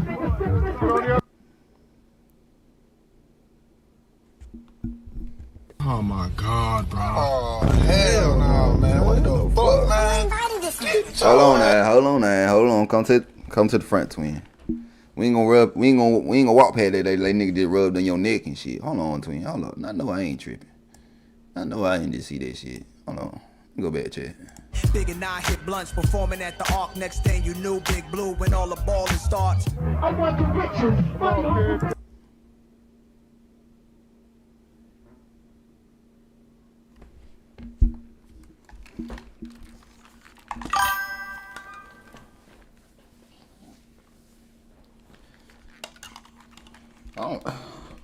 I'll never want to be a damn rapper. This grown ass man did. Look how that boy rapping on that boy. What the fuck? Where we at, man? Don't get my shot. Get on the other side. I would start rapping and beat the fuck out of his ass. Big continued to grow commercially and status-wise in '95, releasing highly successful singles, remixes, and he even put out a group album with his crew Junior Mafia to put on some of his people, like for example Lil C's and Lil Kim. Nas formed his own group about a year later called The Firm. Who better? Junior Mafia? Who better? Junior Mafia or Outlaw? Who better? I want to know. I never listened to Junior Mafia shit, so y'all let me know. Outlaws versus I need to do a stream like Outlaws versus Junior Mafia. Which was supposed to counter and outshine Junior Mafia, with young and promising talents like AZ, Nature, Comega, and Foxy Brown, who was supposed to be Lil Kim's biggest competition for the Queen of Hip Hop title. Nas and Big both wanted the crown for themselves, while having a queen next to them. They started to compete on multiple levels, who had the best group, the best lyrics, the best albums, the best videos, the highest amount of sales, connections, and the biggest influence on the game. But it was still all friendly competition at this point. He had Kim and his crew. I found Fox, only niggas in New York with #1 charts. On June 6, 1995, Biggie released his One More Chance Stay With Me remix with his wife Faith Evans, which peaked at #2 on the Billboard Hot 100 and topped the charts for the hot R&B and hip-hop songs, which made him appear on the cover of the Source magazine in July 95, and they crowned him the King of New York. This was a turning point for all the New York MCs mentioned so far. Everybody wanted the title for themselves, and the magazines at that time had a huge impact on the game. Every headline was able to change the climate in hip-hop. The most infamous headline was definitely the one on Vibe magazine's cover the following year, where they added fuel to the fire during the height of the East Coast-West Coast war, and Big was once again in the middle of all that. A lot of MCs in New York felt like they were better than Big. He became a target from that point on. It only took about a month until he got dissed by another top-tier MC. On August 1st, 1995, Raekwon the Chef released his classic album Only Built for Cuban Links, which was a highly influential mafioso rap album that outsold both Illmatic and Ready to Die, at least in terms of sales in the first week. It shipped around 130,000 copies in the opening week, which is more than both albums sold combined. You sound Jamaican. And it debuted on #4 on the Billboard 200 charts. Sound Jamaican. Now, both Illmatic and Ready to Die ended up selling more in the following years, but it was still a platinum album that put him up there with Big and Nas in terms of status. Big was ahead of his time, him and Raekwon, my niggas, but dig it, they couldn't get along. Niggas be biting mad styles and shit from niggas, man. Yeah. So I be hating, man. I can't stand a fucking biting ass nigga. The album contains a skit called Biters, in which Raekwon the Chef and Ghostface Killah discuss how certain rappers in the industry bite, in other words copy or steal, from others before they can shine. After everyone in hip-hop speculated on who they were talking about in that skit, it was later confirmed that they were taking subliminal shots at the Notorious B.I.G. Yeah, I feel. You use your lines all ahead of time before you even get a chance to shine on your own. Oh shit, my bad, y'all. Plug my phone up. So me growing up, I never heard of Junior Mafia. I grew down south. They ain't played Junior Mafia like that. Or Biggie like that. Oh shit. Biting used to be inexcusable in hip-hop. For some people it was even worse than just being whack. I know it's different now, but back then it wasn't acceptable. And nobody had a problem with calling people out for stealing from someone else. We was taught in hip-hop, you know, biting niggas shit or getting too close to a nigga's shit is a no-go. So what he stood for, what he meant, is like, yo, we seen that already. Why come behind it and do something in the same way? Raekwon was accusing Big of copying his style, the way he was talking, his slang, his overall mafioso image, putting it on his album before Ray even had a chance to make his debut. Because he felt like he was the originator of that style. They be the only time you really know artists, you hear them on the radio. Word, here they come with the word, trying to flip it and bounce it, shit on some bullshit. Ghostface is accusing Big of using words that other MCs have popularized or even invented. There are people who say that he stole Nas's lines from Life's a Bitch on the Illmatic album, and that he used those on his own songs, which were more commercialized than anything Nas put out. I'm saying that's what this is all about, right? Clothes, bank rolls, and hoes, you know what I'm saying? Chopping O's, smoking line optimals, money holes and clothes, all a nigga knows. This accusation is false, by the way. Big did not take this line from Nas. He used money holes and clothes lines even before Nas made his debut. Like for example in a freestyle with Tupac in 1993. Money holes and clothes, blood smoke coming out the nose is all a nigga knows, flipping on foes, putting tags on toes. Ghost also might have addressed Big's use of the term cream on the song Warning, which is an acronym for Cash Rules Everything Around Me, which originated from the Wu-Tang Clan in '93. They had an entire song about it on Enter the Wu-Tang 36 Chambers. Cash rules everything around me. Cream, get the money. Dollar bill, yo. Damn, niggas wanna stick me for my cream, and it ain't a dream. Things ain't always what it seems. No biting, man. We, you know, that was just what we wanted niggas to know about our style. Like, yo, this is our shit. We talk this way, so we ain't want to hear another nigga talk in the same way we talk. But then you got niggas, son, on the real, you know what I'm saying? Niggas is biting off your album cover and shit. And that's when Ghostface said it on the purple tape. Bad boy biting Nas album cover weight. Niggas bit off a Nas shit, you know what I'm saying? Well, niggas caught his little album cover, boom, and I did a Nas for that shit. Ghost was referencing Illmatic's album cover, which included the photo of Nas when he was a kid. He thought that Biggie stole his idea for the cover of the album Ready to Die, which featured the baby that was supposed to look like Big as a toddler. You know, Big had, around that time, you know, showed his album cover. And, you know, that became a conversation in the van sometimes. Like, yo, damn, didn't Nas do a baby picture now? He doing a baby picture. You know what I mean? So it wasn't like an enemy type of vibe going on. It just came. So if a rapper bite another rapper, you know what I'm saying, biting multiple rappers, they still making like, you know what I'm saying? Cause bro said be the greatest of all time. He had to bite other people's shit. Tupac albums, Nas albums, Wu-Tang. Pac didn't have to do all this shit. That nigga was original. He was authentic. You know what I'm saying? He said, I like that Biggie song. Which one? Talking about the Cream one? He flowed on that motherfucker though. I ain't gonna lie to him. It wasn't planned. Was it the natural competition? That's the one you talking about. Yeah, because I'm like, first of like we don't really like bite off nobody's shit and this and that and the third or whatever the case may be. It just came. When it was being said, it wasn't being said with malice. It was more like, if Big would have did the baby picture first, yeah, then maybe we'd have felt like that about Nas. And he had a point, even though he said it the way he said it. He was in there, we was doing skits, we was high, drunk, bugging, and you know, we all competitive, whether we like you or not. It's just competition. If it goes somewhere, then that's something else. But it was always about the sport. And it was so fucked up. That's what I'm trying to tell you, because he did the song with Meth. We was titans. We was, you know, we telling the truth though. You know, it ain't like we just trying to start something. And I think a lot of people thought that we didn't rock with Big, you know, but we did. He said he had no problem with Big and that he actually had respect for him. Big and Meth were close, and that's why they wouldn't want to start a beef with him out of nowhere. But rap fans saw it as a declaration of war. Man, it's like these happy-go-lucky niggas, man, when they get on, man, they want to pop a little champagne. Well, like I said, you know what I'm saying? Every time you see him. There's a rumor going around that Raekwon and Ghost were hanging out in the same club as Big, and that he was flexing on them with champagne and whatever else he had on the table.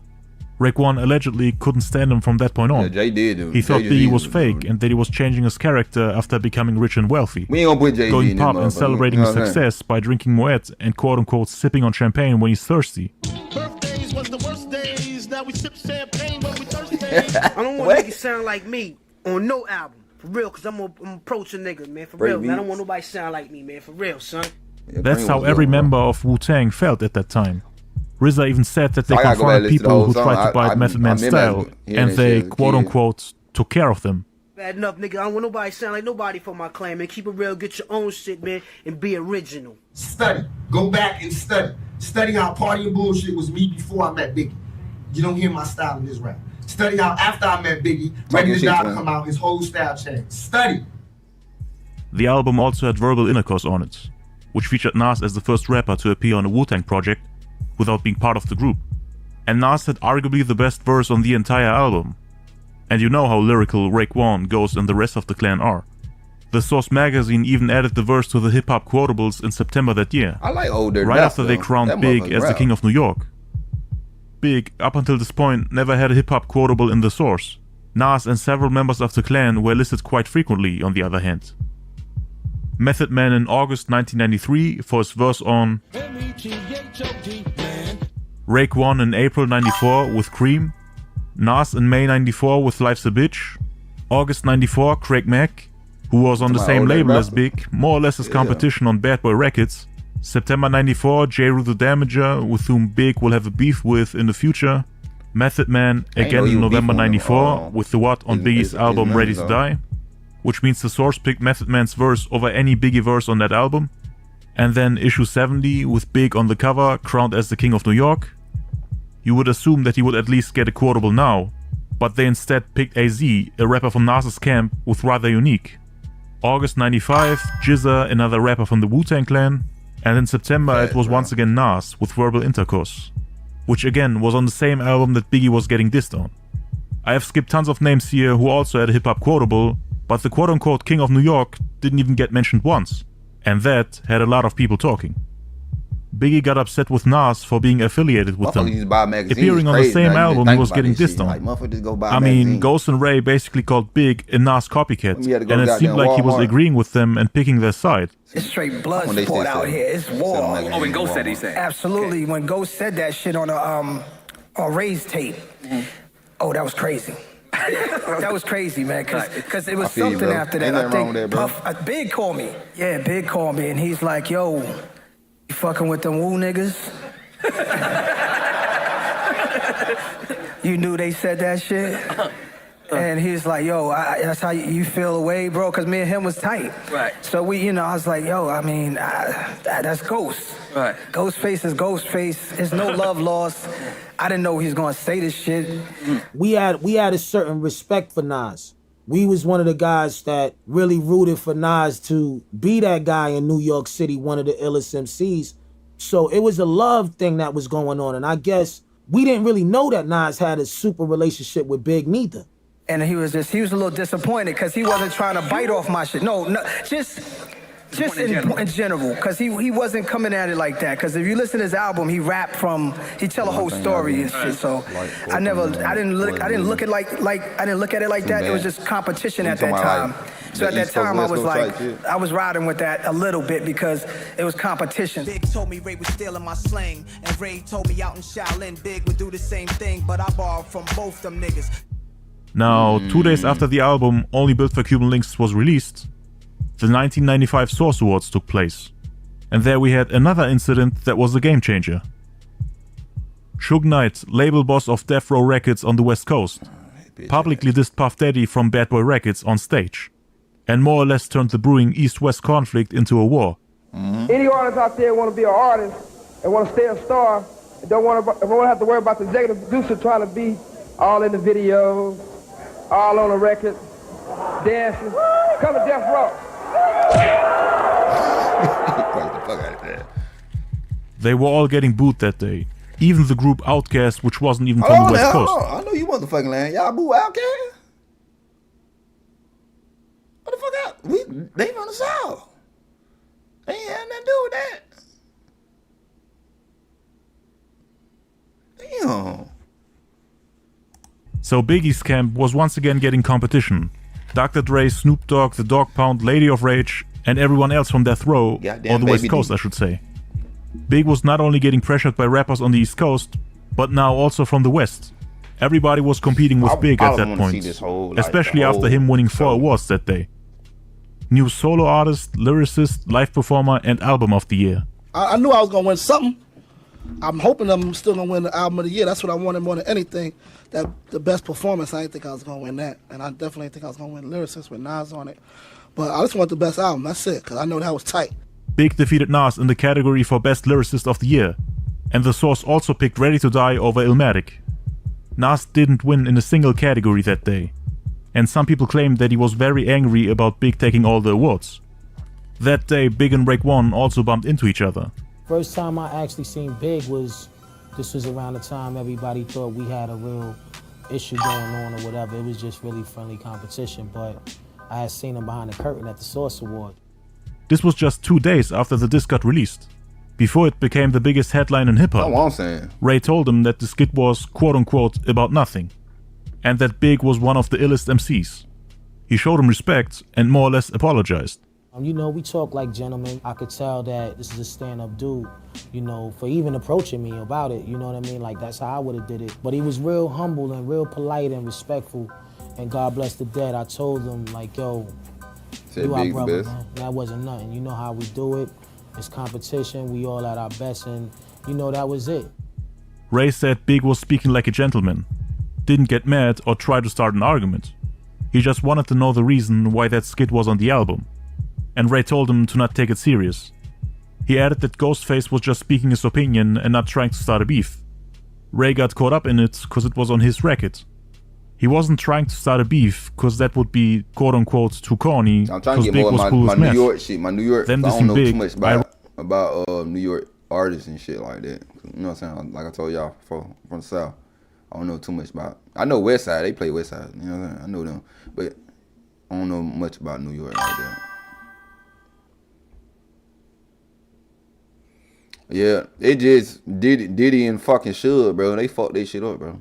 I think if they ain't never like Suge ain't never do that shit. You know what I'm saying? No, I don't know. I'll take that back because he would have been he got Pac out then shit. I don't know. Ironically, didn't affect Method Man's relationship with him. Method Man is cool and gets along with everybody. That's a RZA quote actually. He didn't want to get involved. They both saw each other on multiple occasions, in club performances, studio sessions, and just to hang out. Diddy on security kill Puffy even did a remix for Meth in '95, and it contains a repeated sample from Biggie's Me and My Bitch from the Ready to Die album. But there's also a story of Pistol Pete saving Biggie from getting jumped by the Wu-Tang Clan. The whole Wu-Tang one day was at, I forgot what club on the west side, and it was crazy. All them dudes wanted to act like they wanted to jump on Big coming through. During that time, during that era, you know, Biggie had some problems with Wu-Tang. These guys trying to front on Biggie and shit like that, man. You know, like, Wu-Tang Clan was to be deep as fuck. I'm talking about, you know, deep as 100 people. Like, that's a lot of people. So, we in the club, I'm there with 4 or 5 guys, you know, and they got the knife inside. Yeah, sure, they got it in. They got it in. And outside we got, you know, 5, 10 guns, you know, going around and shit like a cab, just waiting for us to come out so they could pick us up. Boom, I met Big, and I was like, come on, let's go. What you want to do? He was like, nah, let's chill out here, you know. I guess it was part of him not being pussy, like, I'm not leaving right now, you know, and he got to the point where he was like, what's up? They wanted, you know, we go outside, wait for any of these guys, you know, Wu-Tang, I don't care who. Raekwon was in the opposite, you know, Raekwon was Wu-Tang Clan. Yeah. So we was actually like waiting for Raekwon outside, like, fuck him too. So we like, yo, this shit could either get on some physical shit or it could get on some lyrical shit. Biggie wrote an entire diss track directed at Raekwon the Chef, even called him out by name, which was very unusual for him to do, cause Big is the king of subliminal disses. He normally avoided mentioning people's names on records. He was very strategic. Puffy only cared about record sales, awards and plaques, which Big had plenty of. He won 2 more awards at the end of the year on top of the 4 Source Awards he already won. I know that. Namely the 2 Billboard Awards, Rap Artist of the Year and Rap Single of the Year for his One More Chance remix with Faith Evans. Big was the biggest thing on the East Coast, and Puff wanted him to beat his competition success-wise instead of in a lyrical war, where he would basically promote opponents by mentioning their names on his multi-platinum records. But Big, as an MC, couldn't let it slide and wanted to get everything off his chest. He gave his best to respond to everyone that tried to cross him. The unreleased Raekwon diss track might have included lines that were directed at the entire Wu-Tang Clan. Jacob York, who was the Junior Mafia affiliate, didn't want to reveal who else he was dissing, which, for me at least, implies that he did diss someone else other than Ray. That might have also been the reason why he asked York to erase the song.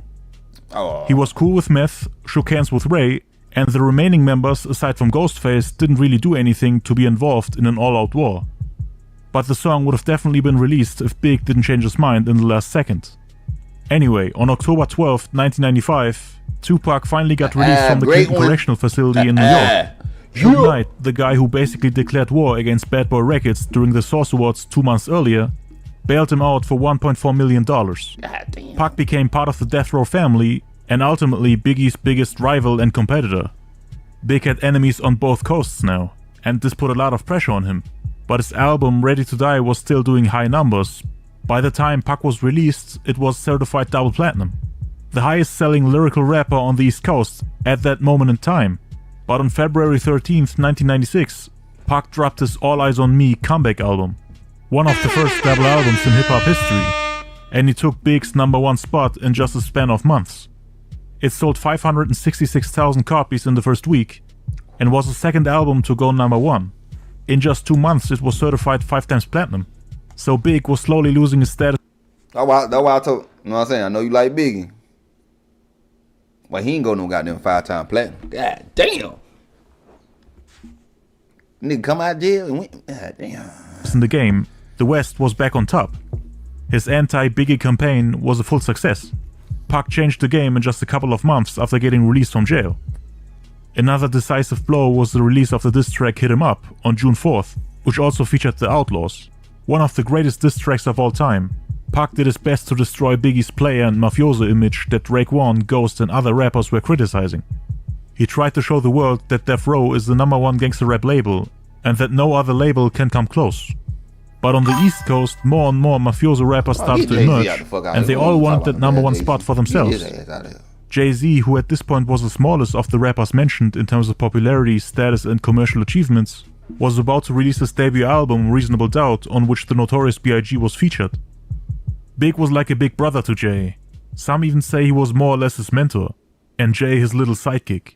But they were very close, and even thought about forming a group together called The Commission. The biggest survive, y'all would've got the commission.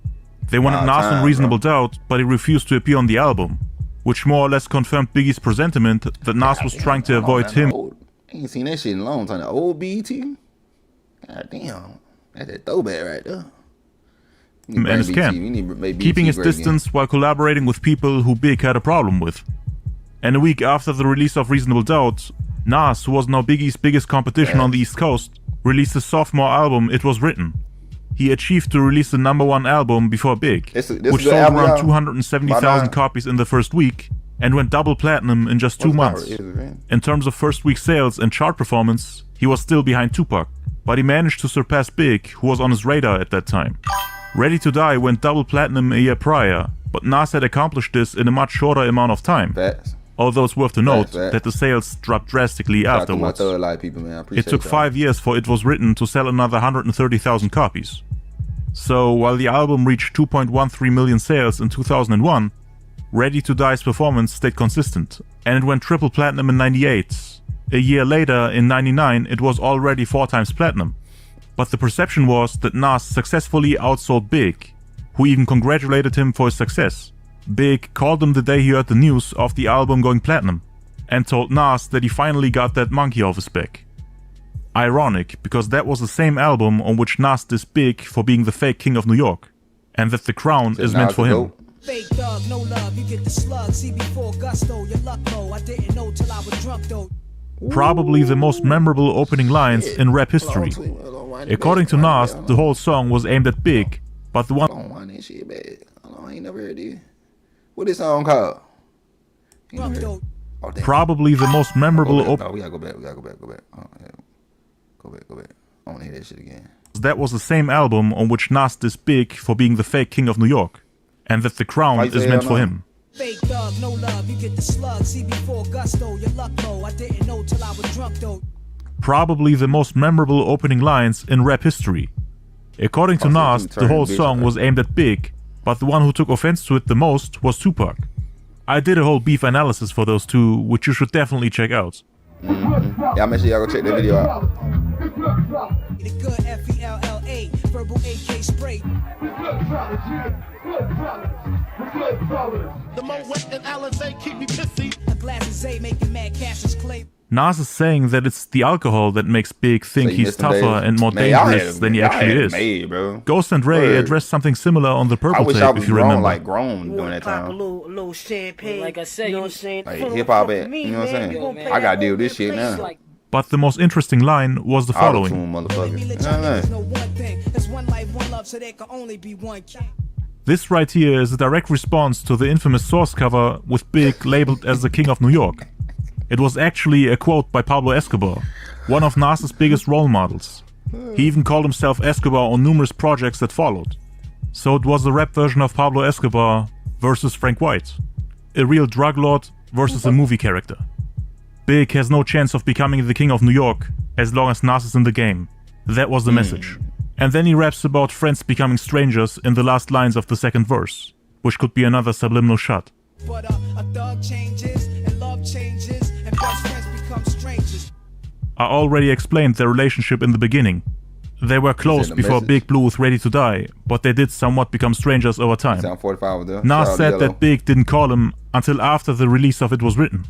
So 2 years of silence, which is kinda conflicting with the story of Big calling Nas when Raekwon and Ghost dissed him on the Purple Tape. So he either got the timeline mixed up, or the angry phone call happened when he wanted to congratulate Nas on going platinum. The outro of the song also contains a reference to the Raekwon diss on the Purple Tape, which started the whole beef. Big was always wondering how Nas really felt about those accusations.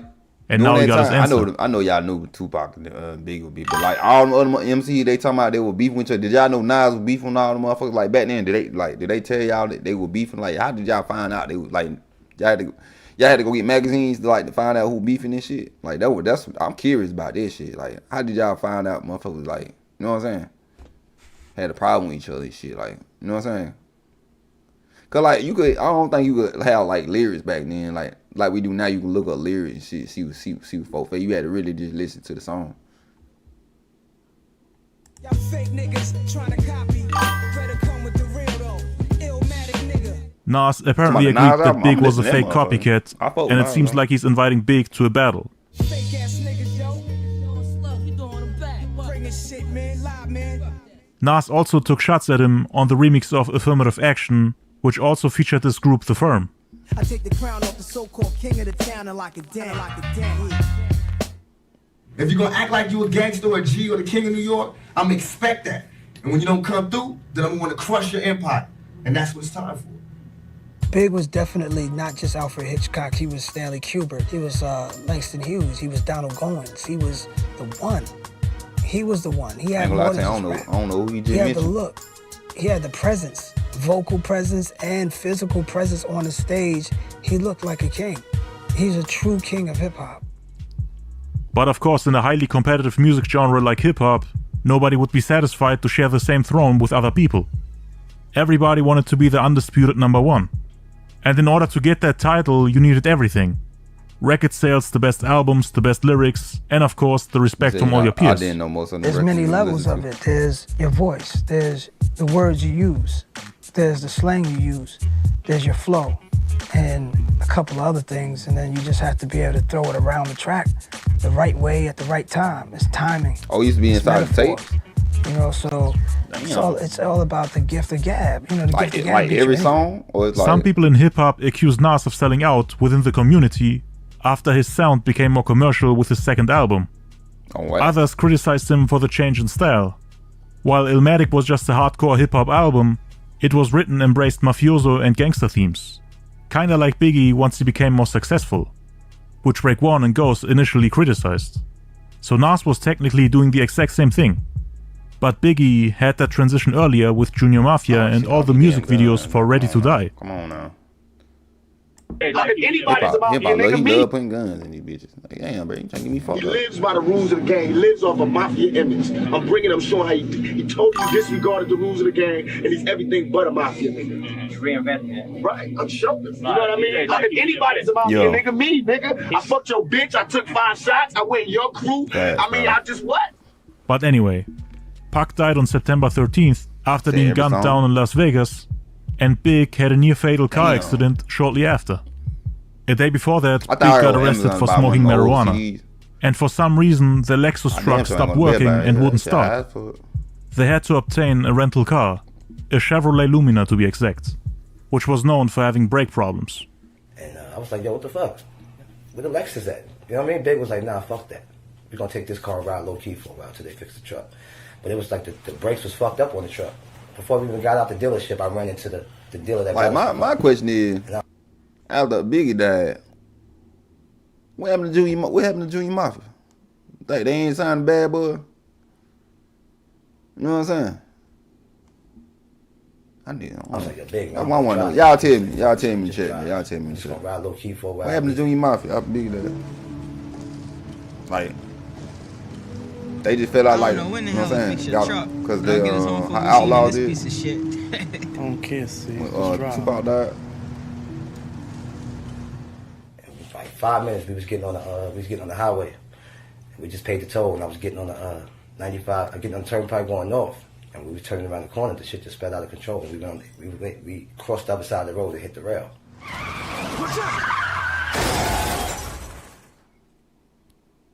That's how you fucked up his leg.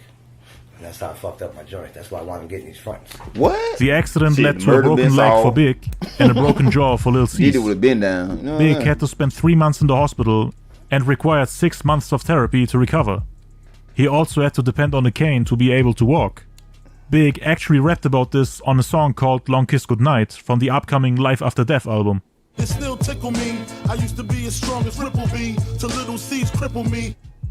Now, with Big lying in the hospital for 3 months, they couldn't finish the project to release it as planned on Halloween. Appreciate you joining the channel, brother. But as luck would have it, we got an album that week by his rival Ghostface Killer.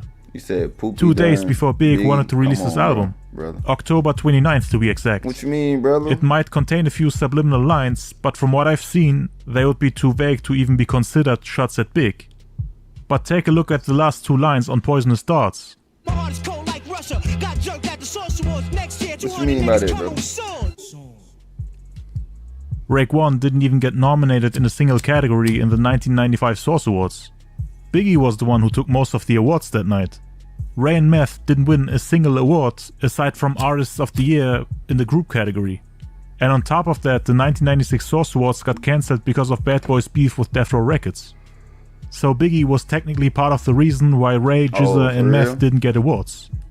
The next event took place in 1999, so Ghost was affected by this too. He came out with Mason. In the last line, Ghost talks about bringing 200 men with him to basically apply pressure on the organizers of the Source Awards and all the artists involved. It seems like he got a little frustrated by Big getting all the awards, but this might also be a reference to the... What the fuck? This shit been doing that shit the whole time? Damn. Oh, we had, bro. Why y'all ain't tell me that shit, bro? I did not know that shit was on there. My bad.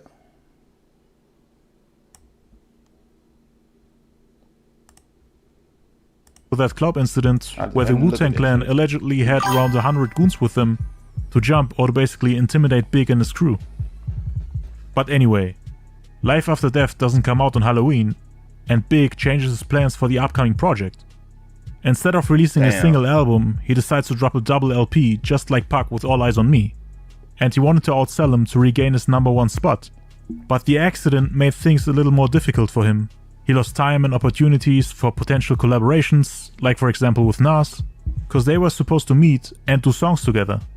Biggie wanted to record a diss track against Tupac with Nas and Busta Rhymes on it after he left the hospital. Busta, Nas and Method Man were waiting for him in the studio, and nobody wanted to lay down a verse until Big came. But he was still feeling weak from his injuries after the accident. The elevator to the studio where everyone was waiting was broke and Big couldn't walk up the stairs. And Big was supposed to come up. Yeah. And Big didn't want to walk up flights of stairs. The elevator. Yeah. The elevator was broke, and Big had a car accident, so he had a cane. And he's like, dude, he said, I love y'all niggas, but I ain't walking up them fucking stairs with this bro. His shit was broke. Something was broke. He had a car accident. So he cancelled the studio session and Nas didn't make it on the song. Cause he first wanted to hear Biggie's verse before he laid down his. Biggie came back the next day to record his verse, but Method Man and Nas weren't there this time. Yeah, that was a crazy session. That was gonna be some shit. So I didn't lay no verse, but the next day Big came. And he did his shit. Did you know that's the only verse that Big went at Pac? Yes. The only. The double album, he had some verses for him, but you're right. That was the one when he went right at him. Right at him. Yeah, you know? Busta played me that verse. I was gonna bring it here, but I said, I don't think I should. Busta Rhymes ended up pulling the song from his album When Disaster Strikes, as he didn't want to add more fuel to the fire. But the track is called The Ugliest and was produced by Jay Dilla. They ended up using Big's verse on the Born Again album in 1999 for the song Dangerous MCs. Big not being able to meet Nas didn't help to squash the beef. And Big was now in album mode. He had to get a lot of his chest with everything that was going on at the time. You know, Pac passed, people thought Big was responsible for it, some had doubts about him being the rightful king of New York, he was beefing with multiple MCs at once, like for example J. Rue the Damager, the group OGC, of course Ghostface and Raekwon, most importantly Nas, and he also felt like he had to lyrically respond to Tupac, the Outlaws and E40. He wanted to address everyone who was bad-mouthing him at the time. He was ready for smoke from all directions. I got highlight. I'm gonna highlight that in the chat, bro. I'm gonna highlight that one. I appreciate it. Like I was saying, I've been telling people, I was born in 91, bro, so I ain't get the goddamn, you know what I'm saying? Y'all got to experience this shit. I ain't get to experience this shit. Like, you know, now that I'm older, you know how you get older, you want to listen to, I like to listen to older music and shit, and I miss a lot out on this shit. My mom, Dukes and them, they was goddamn around that time. You know what I'm saying? They golden years and shit, so I'm going back, trying to see what all the hype is, you know what I'm saying? But my daddy was a Tupac fan. Talking about dress like him, bald head, different bandanas every day, bro. No ring and all, bro. Type shit. But But Nas wasn't supposed I'm trying to get this. I'm trying to bring, even I bring some new generation people here to the channel and shit, man. They can see, you know what I'm saying, get hip to this shit. And hopefully they start goddamn, you know what I'm saying, loving the artists too. You know what I'm saying? Because I think we need this back in hip hop though. We need all the old school artists now. We need them back, bro. Because these new generation, it'd be the same old thing. This shit, bro. Like, and the motherfuckers keep. I don't know what they want to be these days. They want to be a boy or girl these days. I don't know. They confused the fuck out of me. They want Chanel bags and all type. I don't know, bro. On the upcoming album, cause Big still wanted to do songs with him, called him on numerous occasions, but it just never worked out. Bro. Nas didn't appear on Ready to Die. The Gimme the Loot remix didn't work out. He didn't get on Reasonable Doubt. The collaboration on the Tupac diss record, The Ugliest, didn't happen. And now Big was getting rejected again. No Nas feature on the Life After Death album, as he apparently was too busy to get in the same room with Big. Both had a full schedule. Nas was still trying to promote his album with music videos and shows. He also had the Firm album to work on, so he declined Biggie's invitation to come to Miami to squash the beef on record.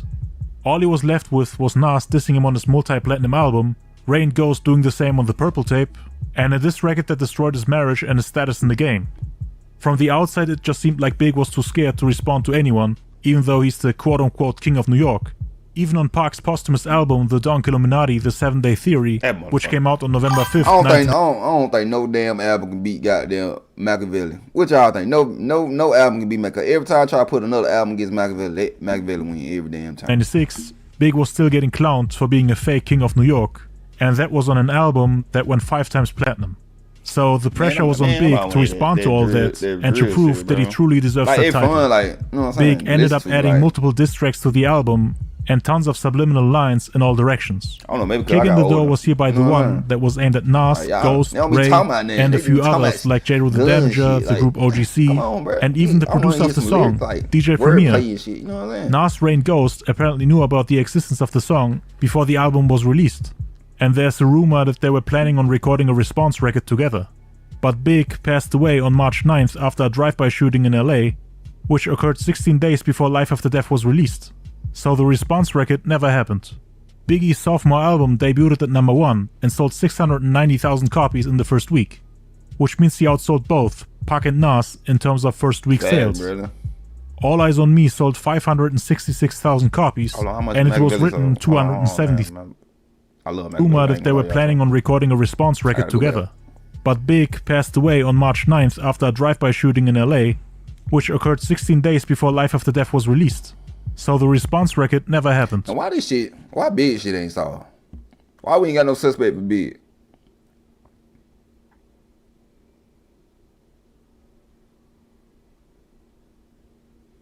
What we look yesterday interview we were talking about the police were talking about KPD had something to do with Big. Trying to say that he had something to do with Big there. Like why we ain't got no suspect? Like Biggie's sophomore album debuted at number 1 and sold 690,000 copies in the first week, which means he outsold both Pac and Nas in terms of first week sales. All Eyes on Me sold 566,000 copies, and it was written 270,000 copies in the first week. So Big got his number 1 spot back and became the highest selling rapper with an album that went diamond in just 3 years. Now the year's new, I lay my game flat, I want my spot back, take 2.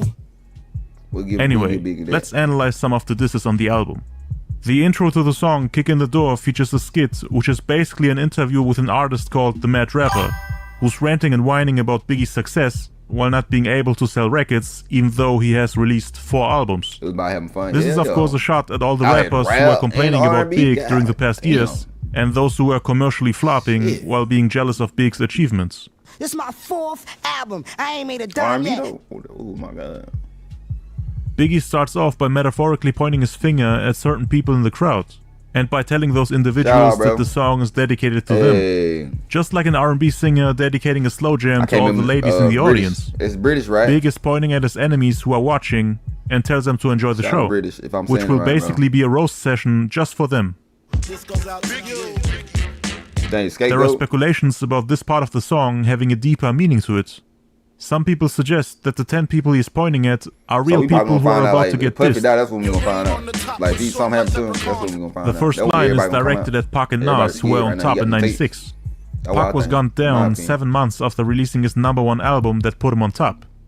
Nas's second album came out 2 months before Pac passed and made him come in second place. And after Pac's death, he became the #1 in the game for 6 months in total. But now with the release of Life After Death, Big is outselling, out-rapping and outshining everybody while reclaiming the throne. Their reign on the top was short, and now he's crushing the competition, the so-called Willies, which was a shot at Nas. Thugs, obviously a shot at Pac. And Dawn is of course a shot at all four: Pac, Nas, Ghost and Dre. All of a sudden, now everybody Big Willie done did it. Come with it, get your head slitted or get your neck slitted. Tupac called himself Machiavelli the Don in '95 when he joined Death Row. Nas was Escobar, and Ghost and Ray are credited as pioneers of the mafioso rap subgenre. Recognize the real Don when you see one. You gotta call me Francis M.H. White intake like toast, so iron. One of Biggie's nicknames was Frank, Most High, White, taken from a character in the gangster rap movie King of New York. Big is reminding everybody that he's the one and only king. This is a reference to the song Shootouts on It Was Written, which is about a story with a character called Frank, whose only concern is money. Frank is of course Big's nickname, as I mentioned earlier. Nas was under the impression that Big changed after becoming rich and wealthy. I think if Pac, in my opinion, if I think Pac didn't Biggie didn't die, I think like everybody like lyricists rapping would still be like really hype at this point, and still in 2026, like everybody goddamn still on some, you know what I'm saying? Instead of the auto-tune shit, like everybody still be on some lyrics, like you had to really come with that shit, you feel me? But it like they use, in my opinion, it like they use them two after they died. Okay, we gotta get these two out of the way, cause goddamn, you know what I'm saying? We want to dumb the people down. You know what I'm saying? I might be reaching though, but I just be thinking, bro. Like, you know what I'm saying? He had the game in a chokehold. Who is the next rapper that will come out and challenge the king? Biggie wanted smoke with everybody at this point. And as the king of New York, with his quote-unquote grip on rap, he's more than ready to accept every challenge and to battle all his opponents at the same time. That's what he's trying to say. You should know my stilo. Stilo is of course a slang word for style, popularized in the hip-hop culture by Nas on his song New York State of Mind. Y'all know my stilo, with or without the airplay. You should know my stilo. Word up. Y'all know my stilo.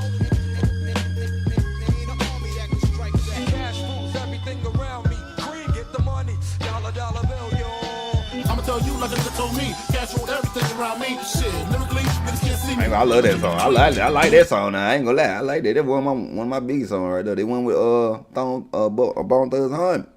He killed that shit. I ain't gonna lie. He killed that motherfucker. Fuck the screw faces. Just bring back the coke or the cream. Everybody getting cream, no one considered the leak. B.I.G. is making this cream. Bitches always say, what the hell does that mean? Big purposefully used the words of his opponents after Ray and Ghost accused him of that exact thing, biting style and slang from them and changing character after reaching success.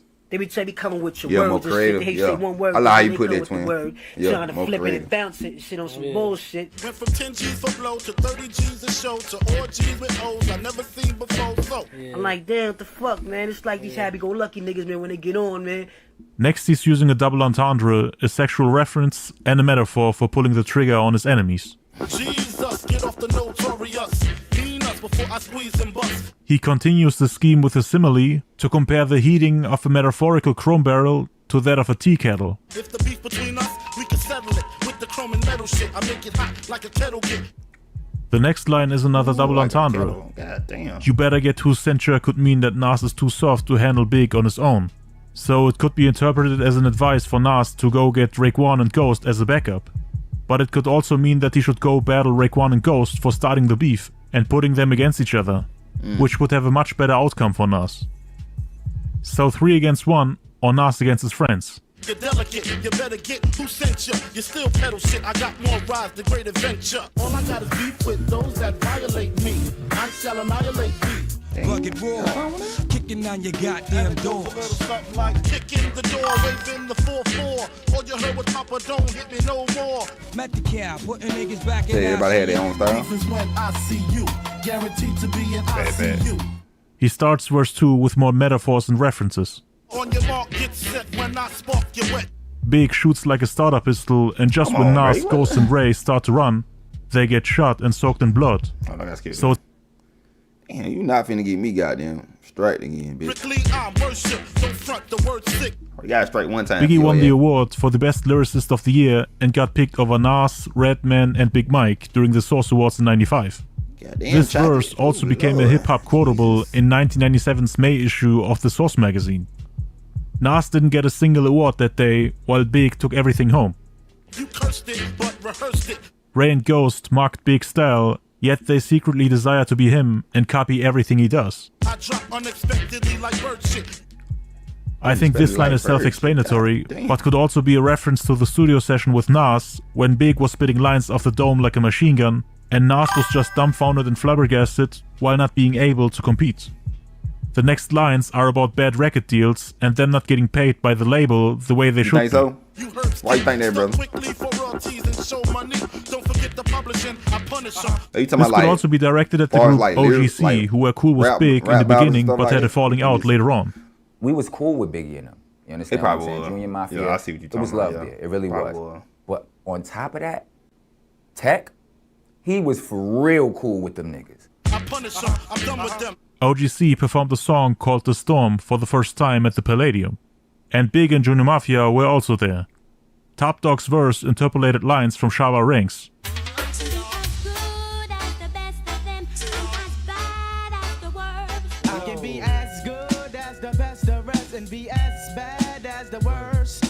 A few days later, Biggie dropped the remix for Get Money, which contains shots at Tupac and a hook with the same interpolation. You can be as good as the best of them, but as bad as the worst.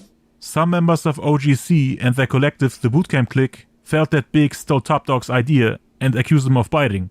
Because it's hip-hop. You know, back in the days, it's like, you know, when niggas really gave a fuck about hip-hop, certain shit you couldn't do. Like, if you had the same name as another nigga, you might have to fight him or battle him. You know, that was just the thing. Like, everybody was still hard on originality. You know, the South came. They were also close with Tupac at the time, with whom they would work on the One Nation album, which was supposed to be a East Coast-West Coast collaboration. Tupac was already dissing Biggie on records and putting actors that looked similar to him in his videos. So the group wanted to be part of the whole anti-Biggie campaign, and in the music video for the song No Fear, they had a scene where a fake Biggie Smalls and a fake Faith Evans were getting kicked off the stage by Rock from Helter Skelter. And Big, of course, saw this as a declaration of war. Petty MCs who claim they got gats, frontin' with hoes and videos with pimp hats. We was dead right. You understand what I'm saying? But I also feel we was right and we was wrong. First of all, we was young and we was immature about it. And if it's a problem, I mean, we from the streets. If there was a problem, we did a video. But the fact still remains that you're just a stain on the bottom of my boots while I'm still stirring. This would eventually lead to Sterang Wanda from the group getting jumped by members or goons of Junior Mafia at the D&D studios. Yes, shit got violent at a certain point. You understand what I'm saying? But nobody died. Everybody's cool. Everybody's still pretty. And they all ended up having issues with their label and their record contracts. So that's what Big could have meant with that line. I always felt like Priority Records didn't know what to do with our movement back then. You know, when you got a dude who sell crack and he sell weed on the side, he don't really care about the weed. His real money is coming from the crack. I felt like we was Priority's weed. I'm done with them, son. I'm surprised you run with them. This one is directed at DJ Premier, the producer of the song. I froze for a second when he said, son, I'm surprised you run with them. Can we see that? So you know what I'm saying? He's speaking directly to I DJ immediately Premier. said he's talking about, I like, you know, if you know the streets and you know how to understand lyrics, you know exactly what it was. Big is surprised that Primo hangs out and produces albums for J. Rule the Damager, who had a song called One Day, which is a story about a hostage situation where hip-hop is the hostage, as a metaphor for the commercialization of the genre. Yeah. To the door, there's a note. It says we have hip-hop hostage. with guns to his throat. J. Rule wanted Who to started paint the little a picture the little of how names? he Like, saw was it hip-hop Lil Wayne? at that particular moment. So That where everybody I got the remember little- when the I little spoke to from? Big Was about it it, Lil he was Wayne? like, yeah, but he got to be talking about me because he said he had a Versace suit on. I was like, no. And smack dab in the middle was hip hop with a Versace suit on. Biggie was my man from the hood, like for real, like. Tell him, and you tell know, him. I think, and he just misinterpreted when I made One Day. One Day? He thought I was Yeah. talking about him or whatever, but I wasn't, because that's my man. You know what I'm saying? I had an issue with Puffy at the time, so that's what I was talking about. I immediately called Primo. I said hip hop is in trouble. Meet me at my rest on the double. And then they got into a big argument and everything, and they just never really squashed it to the degree. I mean, we're all past it now. Right. Everybody's cool. If I recall correctly, I last saw hip hop down at Bad Boy. It could have been his friends gassing him to make him think it's directly at him, and it wasn't. We wouldn't do that to Big. We'll see if Puff knows what's up, cause he's the one getting him drunk and fucking his mind up. Puffy and Bad Boy are metaphorically. What you mean by that? Hold on, Twin. You say you getting him drunk and fucking his mind up. What you mean?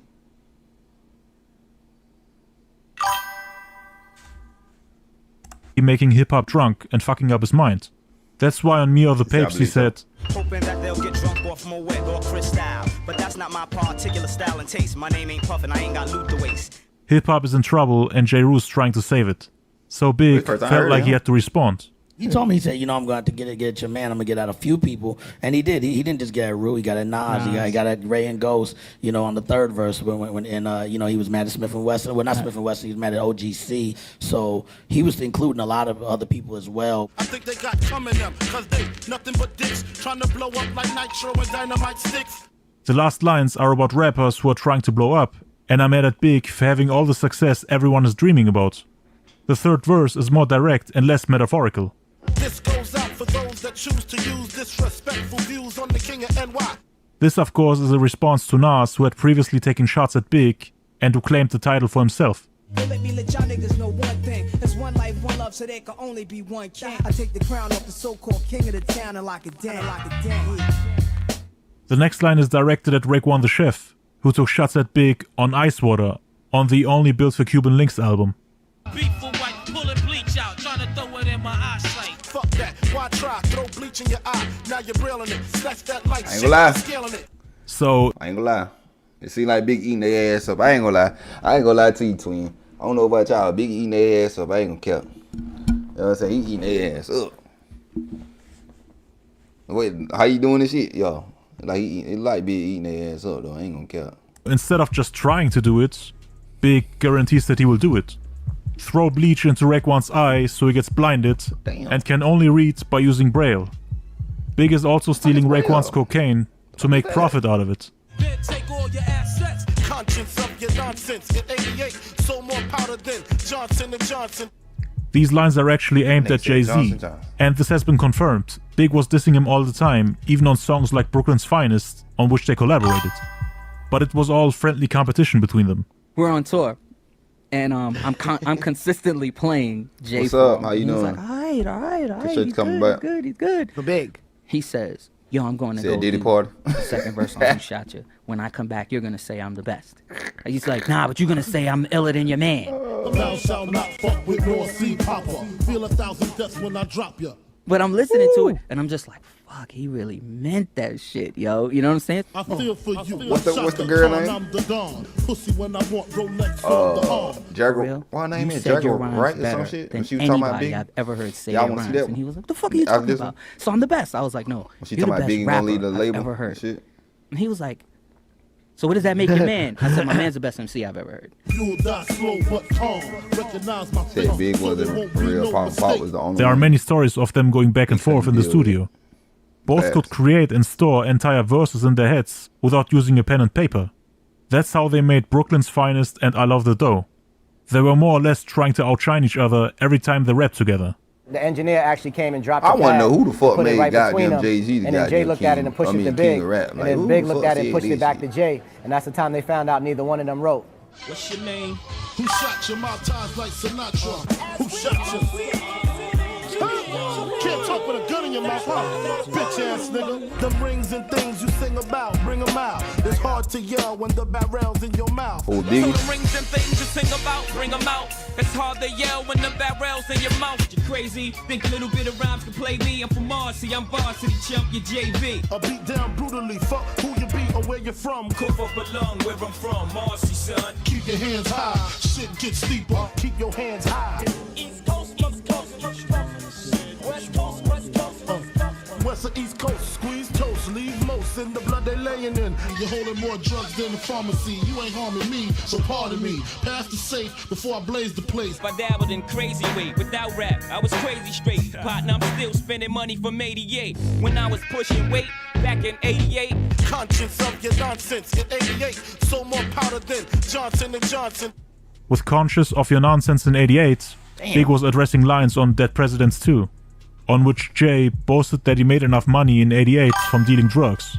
Big is seemingly unimpressed by the sales and the money he made, as he's been selling drugs since he was 12 years old. And now he's making more money in rap than everyone else. When Jay-Z creates this whole drug dealer, drug lord, I'm... He said Beyonce told him that shit. Go back. Street is watching DVDs was the start of Jay-Z's real run. So that's how he got on the CDs. I ain't like he getting busy right now. I ain't gonna get 12 years old. And now he's making more money in rap than everyone else. When Jay-Z creates this whole drug dealer, drug lord, I'm a drug dealer, I'm a drug lord. These kids, and we gotta do it too, to be like Jay-Z. Not knowing that this is all made up shit. Oh, let him talk to him. Bricks had to fall back. Had A1 credit, got more crack. Bricks is cocaine. Yeah. Cocaine and crack is different. Did you know that? So so he said he had to buy more crack. What you said you lost the bricks. Oh, you want his ass. I be like Jay-Z's a cheater. I wouldn't listen to reason either. This whole album is just filled with lines in which Big brags about being the biggest, richest, and most dangerous mafia boss in the rap game. You gotta come to my YouTube. I don't know, Twitch is messing up right now. Speak my name, I make them dash like Dane. Niggas bleed just like us. I'd rather go toe to toe with all of y'all. Running in my protocol. He's the most deadly lyricist, has the highest amount of sales, his presence, the aura of a king, and he's not scared to lyrically battle anyone who questions his position in the States. Friend or foe, nobody comes close. That's the message. You wanna get on, son? You need to ask me. If you want to be successful in both the drug business and as an MC, you will need permission from the king of rap, Biggie Smalls himself. Ain't no other kings in this rap thing, they siblings, nothing but my children. One shot, they disappearing. Big once again sunning his competition, Nas, Ray, and Ghost in particular, who are all looking up to him in this metaphor. This is once again a response to the message. It's ill when MCs used to be on cruddy shit, took home, ready to die, listen, study shit. Biggie and Ray are mafioso rappers. They had the whole mafia boss, Dawn, and Capo image. Nas on his first album, Illmatic, didn't sound like that. But he also became a mafioso rapper later on when he released It Was Written, 2 years after Ready to Die came out. Just like Big on Ready to Die with Big Papa, One More Chance, and Juicy, Nas and Ray tried to have songs for the radio on their albums, like for example Ice Cream, If I Ruled the World, and Street Dreams. So Biggie thought that both of them were copying his blueprints. Only Built for Cuban Links came out in 95, a year after Ready to Die. So Big was basically denying the accusations of Ray that he was biting him and Nas, and threw those accusations right back at them, telling them that they're actually biting him, his mafioso style, his videos, song concepts, and even his lyrical content. It's of course debatable if those accusations are true, but Nas actually admitted that Big was an influence for him, and I wouldn't be surprised if Big felt the same way about Nas. But I borrowed from both them niggas. One of the first mafioso rappers in hip-hop was a legend from the 80s called Kool G Rap, who was like a father figure in the I ain't gonna lie. I ain't start hearing this side of Biggie right. I ain't hear these goddamn side, you know what I'm saying? I just heard the classic, you know what I'm saying, hit song type shit. You feel me?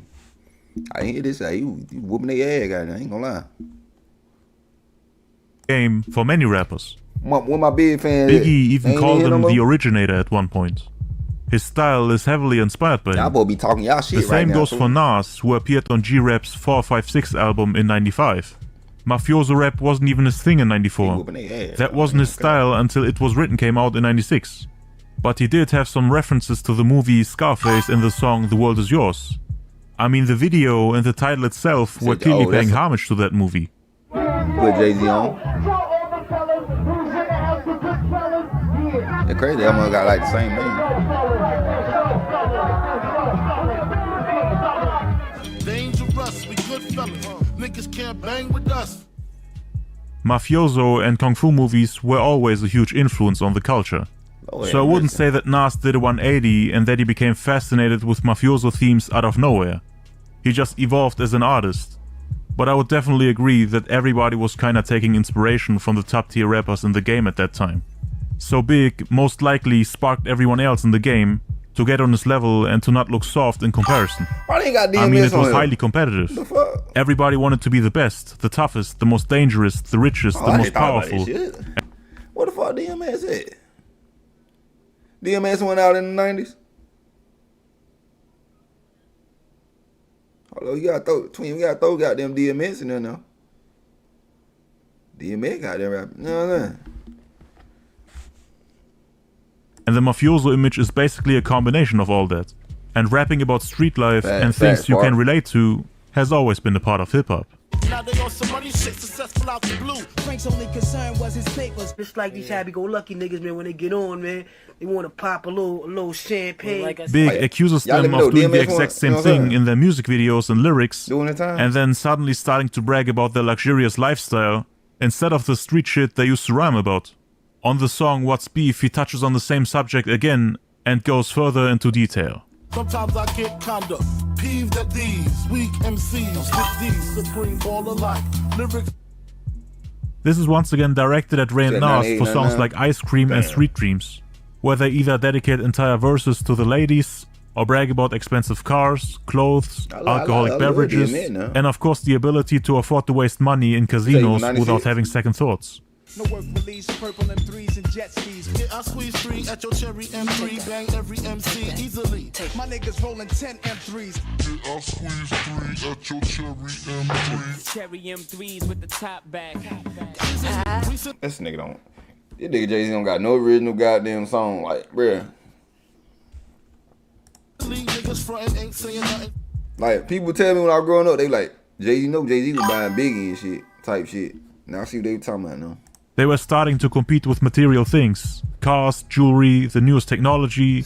Nas even had a line against Jay-Z in '96 when he saw him drive a Lexus with TVs in it in the music video for Dead Presidents. DMX versus Nas. Which one, bro? When Nas saw Jay-Z's video, he got rid of his Lexus and looked for something better. And of course more expensive. It wasn't just a shot at Jay-Z, but also at everyone in Biggie's crew that rapped about a luxurious lifestyle. We used to fuck R&B bitches and see who rhyme sickest. For every hit you made, more rappers afraid to come out. Nas was not the only rapper that commented on the lifestyle that Big was portraying. J. Rue had also something to say about this, which was probably one of the reasons why he got dissed in the end. Now I don't push your legs. Others had their turn to flex. J. Rue is up next. The song You're Playing Yourself by J. Rue was basically a shot at all the criminal rappers and those who glorify mafioso or drug-themed lyrics while portraying themselves as the biggest players in the game. These so-called players up in the rap game got brothers on the corner selling cocaine.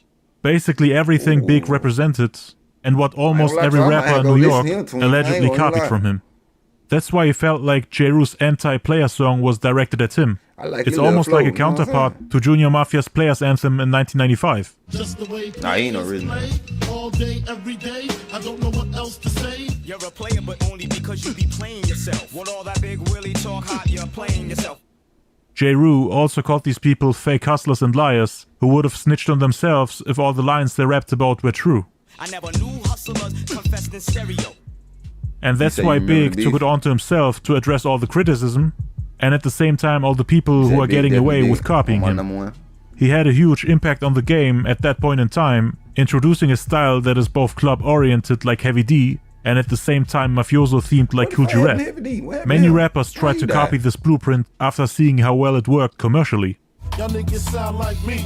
Y'all was grimy in the early 90s, far behind me. It Ain't Hard to Find could be a reference to a Tupac song on the All Eyes on Me album. It ain't hard to find me. He was at one point criticizing Big for being a fake player. Well, Biggie's not a player. He's never been. He's never had bitches until he got some fucking money. That's a trick. That's not a player. He's not a popper. Tupac was grimy too in the 90s, but I would say he had the player image before him on songs like I Get Around in 1993. So these lines are not necessarily directed at him, but most likely at others like the Wu-Tang Clan. They released Protect Your Neck in December 92 and Enter the Wu-Tang 36 Chambers in 93. Probably the grimiest and most hardcore rap group at that moment in time. But Raekwon wasn't a mafioso rapper back then. And he definitely didn't make songs about balling or building a drug empire like in the mid-90s. Take them ends you make and spend them on the tutor, huh? One shot, I'm through with just beef. They still need to learn, that's why they should first get taught how to rap on the same level as Big before stepping in his direction. Was Heavy D on Bad Boy? Even if you bring your whole crew and plot against him, you and your clique are still out of his league. That's what he was trying to say. I know he signed on West Coast, but I love that damn song. That song called. The only one on the East Coast that could come close at that time was Nas. But It Was Written was a step backwards compared to Illmatic, which might be the greatest hip-hop album of all time. His sophomore project wasn't quite on the level of the first one though, nor on the level of Ready to Die or Life After Death. But in terms of sales, he did come close to Biggie's debut album. Lyrically it was very close between them, but when it comes to battle rhymes at that point in time, Big was probably more dangerous. Nas' sales dropped and his lyrical content worsened after It Was Written, while Big most likely hadn't even reached his prime yet. His lyrics improved with Life After Death, and his sales skyrocketed. That's why my money never funny and you still recouping, stupid. Biggie concludes his verse by taking another shot at Nas, who apparently went broke after his lackluster commercial performance with Illmatic and the heavy spending for music videos, shows and promotion. I mean, it had 5 singles and 4 music videos. Bar Silver? Somebody beat it. A huge portion of the Life After Death album was just Big trying to intimidate his opponents. On a song called What's Beef, he describes how real beef with him would look like, and what Nas, Ray, Ghost and everyone else had to prepare themselves for. Beef is when you need 2 cats to go to sleep. Beef is when your moms ain't safe up in the streets. There's one last song.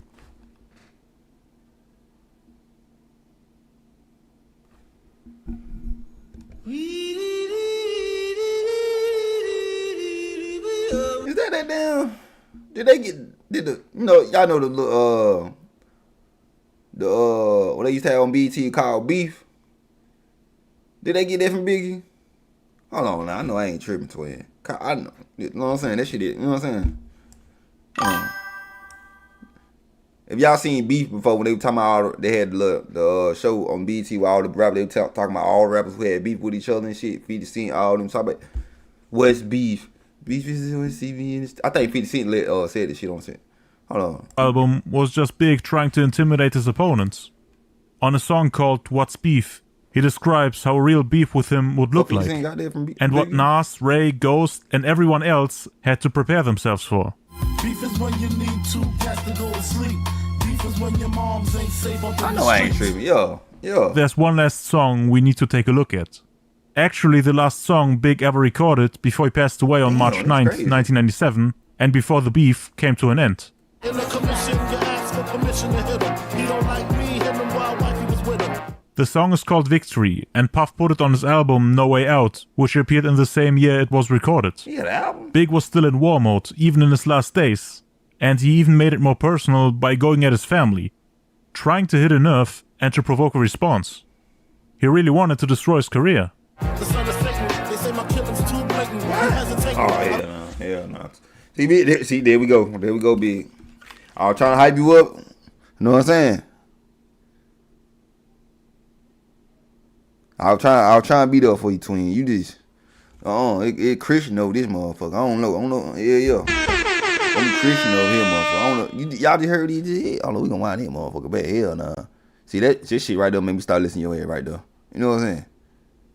That nigga said, son, I said, what the fuck? Still in war mode, even in his last days, And he even made it more personal by going at his family, trying to hit a nerve and to provoke a response. Let me listen to it. He really wanted to destroy his career. The son of Satan, they say my killing's too blatant. You hesitating, I'm in your mama crib. What do you mean by that?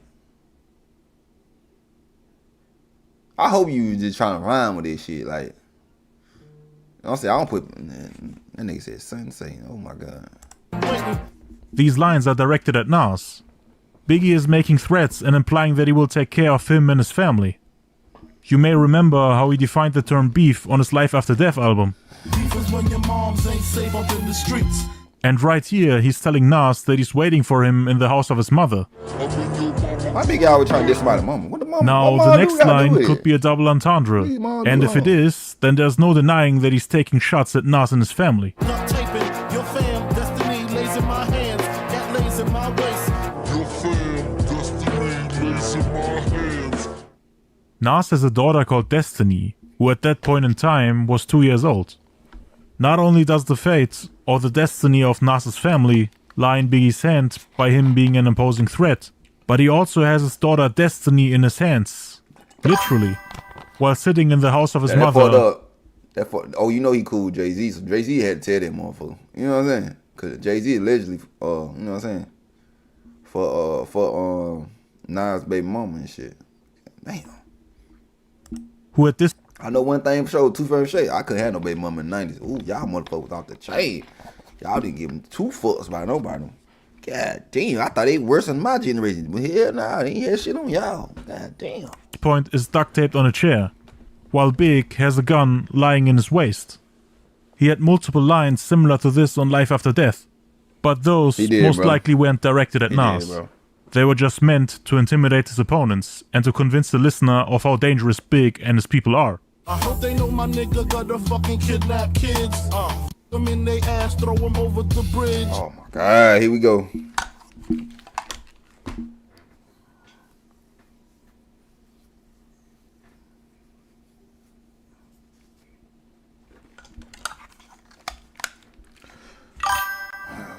Big, come on, Big. Now, you doing good, twin. Like, what the kid got to do with it? They were just meant to intimidate his opponents and to convince the listener of how dangerous Big and his people are. Nah, hell I hope they know my nigga got a fucking kidnap kids. Them in they ass, throw them over the bridge. Your daughter's tied up in the Brooklyn basement. Pistol whipped his kids and taped up his wife.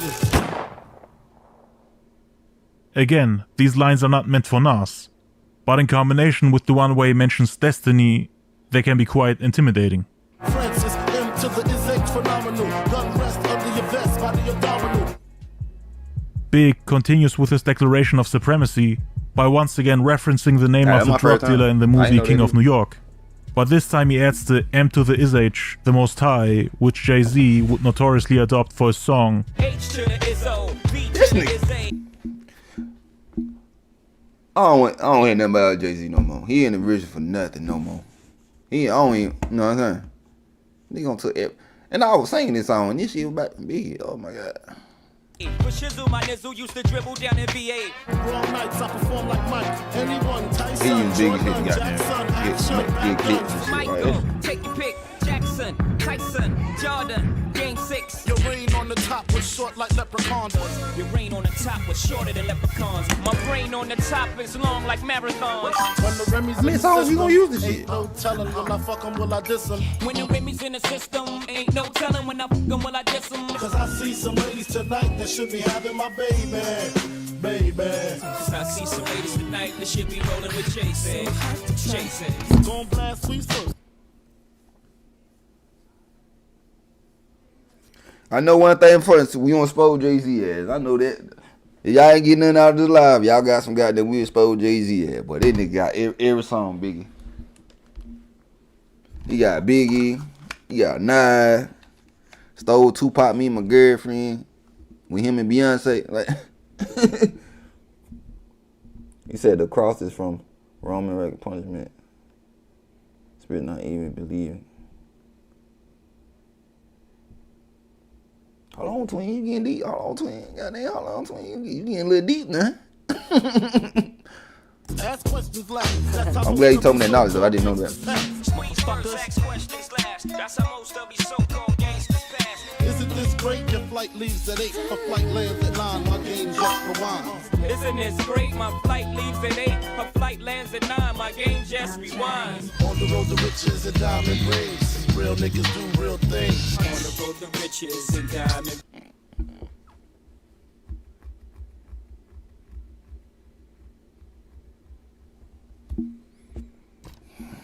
This nigga. Biggie, I ain't gonna say you know what I'm saying? I ain't gonna say you a biter no more. This nigga is the biggest biter of them all. Like, oh, he ain't my goddamn man. I ain't never liked Jay-Z. Hell nah. He made some cool, like, you know what I'm saying? 1-2 step, you can dance with. I ain't never liked Jay-Z. Rings. Real niggas do real things. Thug nigga till the end, tell a friend, bitch. Cause when I like it, then you go and fuck my friend, bitch. Damn. Thug nigga till the end, tell a friend, bitch. Won't change for no paper, plus I've been rich. Think about it while the streets you roam is Don P's and Christie's in the fridge when you get home. Think about it while the streets you roam is Don P and Army. Then you gonna go on the same song and not the same song, but I hope this ain't copyrighted. Like, damn, I'm gonna be fucked up when I get out there live. MC, niggas know the stilo, unbelievable. Take that ice up for the nicest MC. And please, yo, tell Big, he's unbelievable. Thou shalt not fuck with raw C Papa. Feel 1,000 deaths when I drop ya. Thou shalt not fuck with raw me or he. Face 1,000 deaths for Mr. Sean Corey. Alarm to a lemon, my DC women bringing in tension. What the fuck, Shaq? You can't stop the right. No. Shaq had an album? I know you motherfucking lying. Oh, that nigga Shaq, but I ain't gonna lie, that nigga hustler though. You gotta get Shaq that he a hustler. That nigga everything. State Farm? What that look with the little army dude? Shoe, got that nigga got everything. God damn. Them up the condos with elevators in them. Oh my God. To a lemon, my BA women woke up with no low blinders cause my condo with elevators in them. Ain't no other kings in this rap thing, they siblings, nothing but my children. One shot, they disappearing. Ain't no other kings in this rap thing, you kidding? Nothing but my children, one shot, they disappearing. Them rings and things you sing about, bring them out. It's hard to yell when the barrel's in your mouth. So the rings and things you sing about, bring them out. It's hard to yell when the barrel's in your mouth. Ha ha ha ha ha. Check out this bazaar. Yeah, you stole the whole album. The B.I.G. Check out the bazaar. With me, Mia. Damn, me, Mia. We know Puffy did your ass, but you ain't gonna never be the same. I ain't gonna. That boy call you daddy, boy. You ain't gonna never be the same, boy. That nigga me, Mia can't come back from that, boy. Rapping style used by that nigga stop playing. How much of Biggie's rhymes is gonna come out your fat lips? I'm not a biter, I'm a writer for myself and others. I say a big verse, I'm only bigging up my brother. You don't hear me in every verse quoting his shit or saying, yeah, nigga, I rock with Biggie. And what the man that? Anyway, Big also dissed the Wu-Tang Clan on here. Take a look at the following lines. Militant, y'all faggots ain't killing shit. Oops, Cristal keep spilling shit. This is a response to a verse by Ghostface Killah on the song Criminology off the Purple Tape. Extravagant, resurrect the track and it's militant. Then I react like a convict and start killing shit. Militant, y'all faggots ain't killing shit. Big was apparently not done with Ghost and Ray. He might have planned to continue the lyrical war on future albums and to provoke a whole back and forth. This time he calls them the F word, but it's unclear if he's only addressing Ray and Ghost or also other members of the clan. Cause Ghost mentioned RZA in that line, and Big said, y'all faggots ain't killing shit. But it's worth to note that RZA produced a song for Biggie's album Life After Death, the same album on which Ray and Ghost got dissed. The produced song was a Tupac diss record called Long Kiss Goodnight. In the original version, you can even hear Capadonna in the background. Oops, Cristal keep spilling shit. This pun right here was added right after a subliminal diss in response to Ghost making fun of him for flexing expensive alcoholic beverages. You want to pop a little champagne, like I said, you know what I'm saying? Oops, Cristal keep spilling shit. I think he had like 20 songs. Like she almost every song, man. Some people think this line is directed at Big L, as he was the one who popularized the term Danger Zone, which was used as a nickname for Harlem.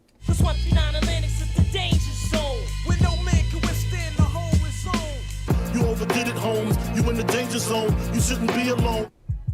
Lord Finesse. one of the producers on Ready to Die, who was part of the same group as L, thought that Big copied L's song MVP for the One More Chance remix because they shared the same sample, which was rumored to have stirred tensions between both rappers. Hey, yo, spark up the Phillies and pass the stout. Make it quick, money grip, roll your asses out. First things first, I pop freaks all the honeys, dummies, playboy bunnies, those wanting money. Street brawl, I strike men quicker than lightning. You seen what happened in my last fight, friend? I then.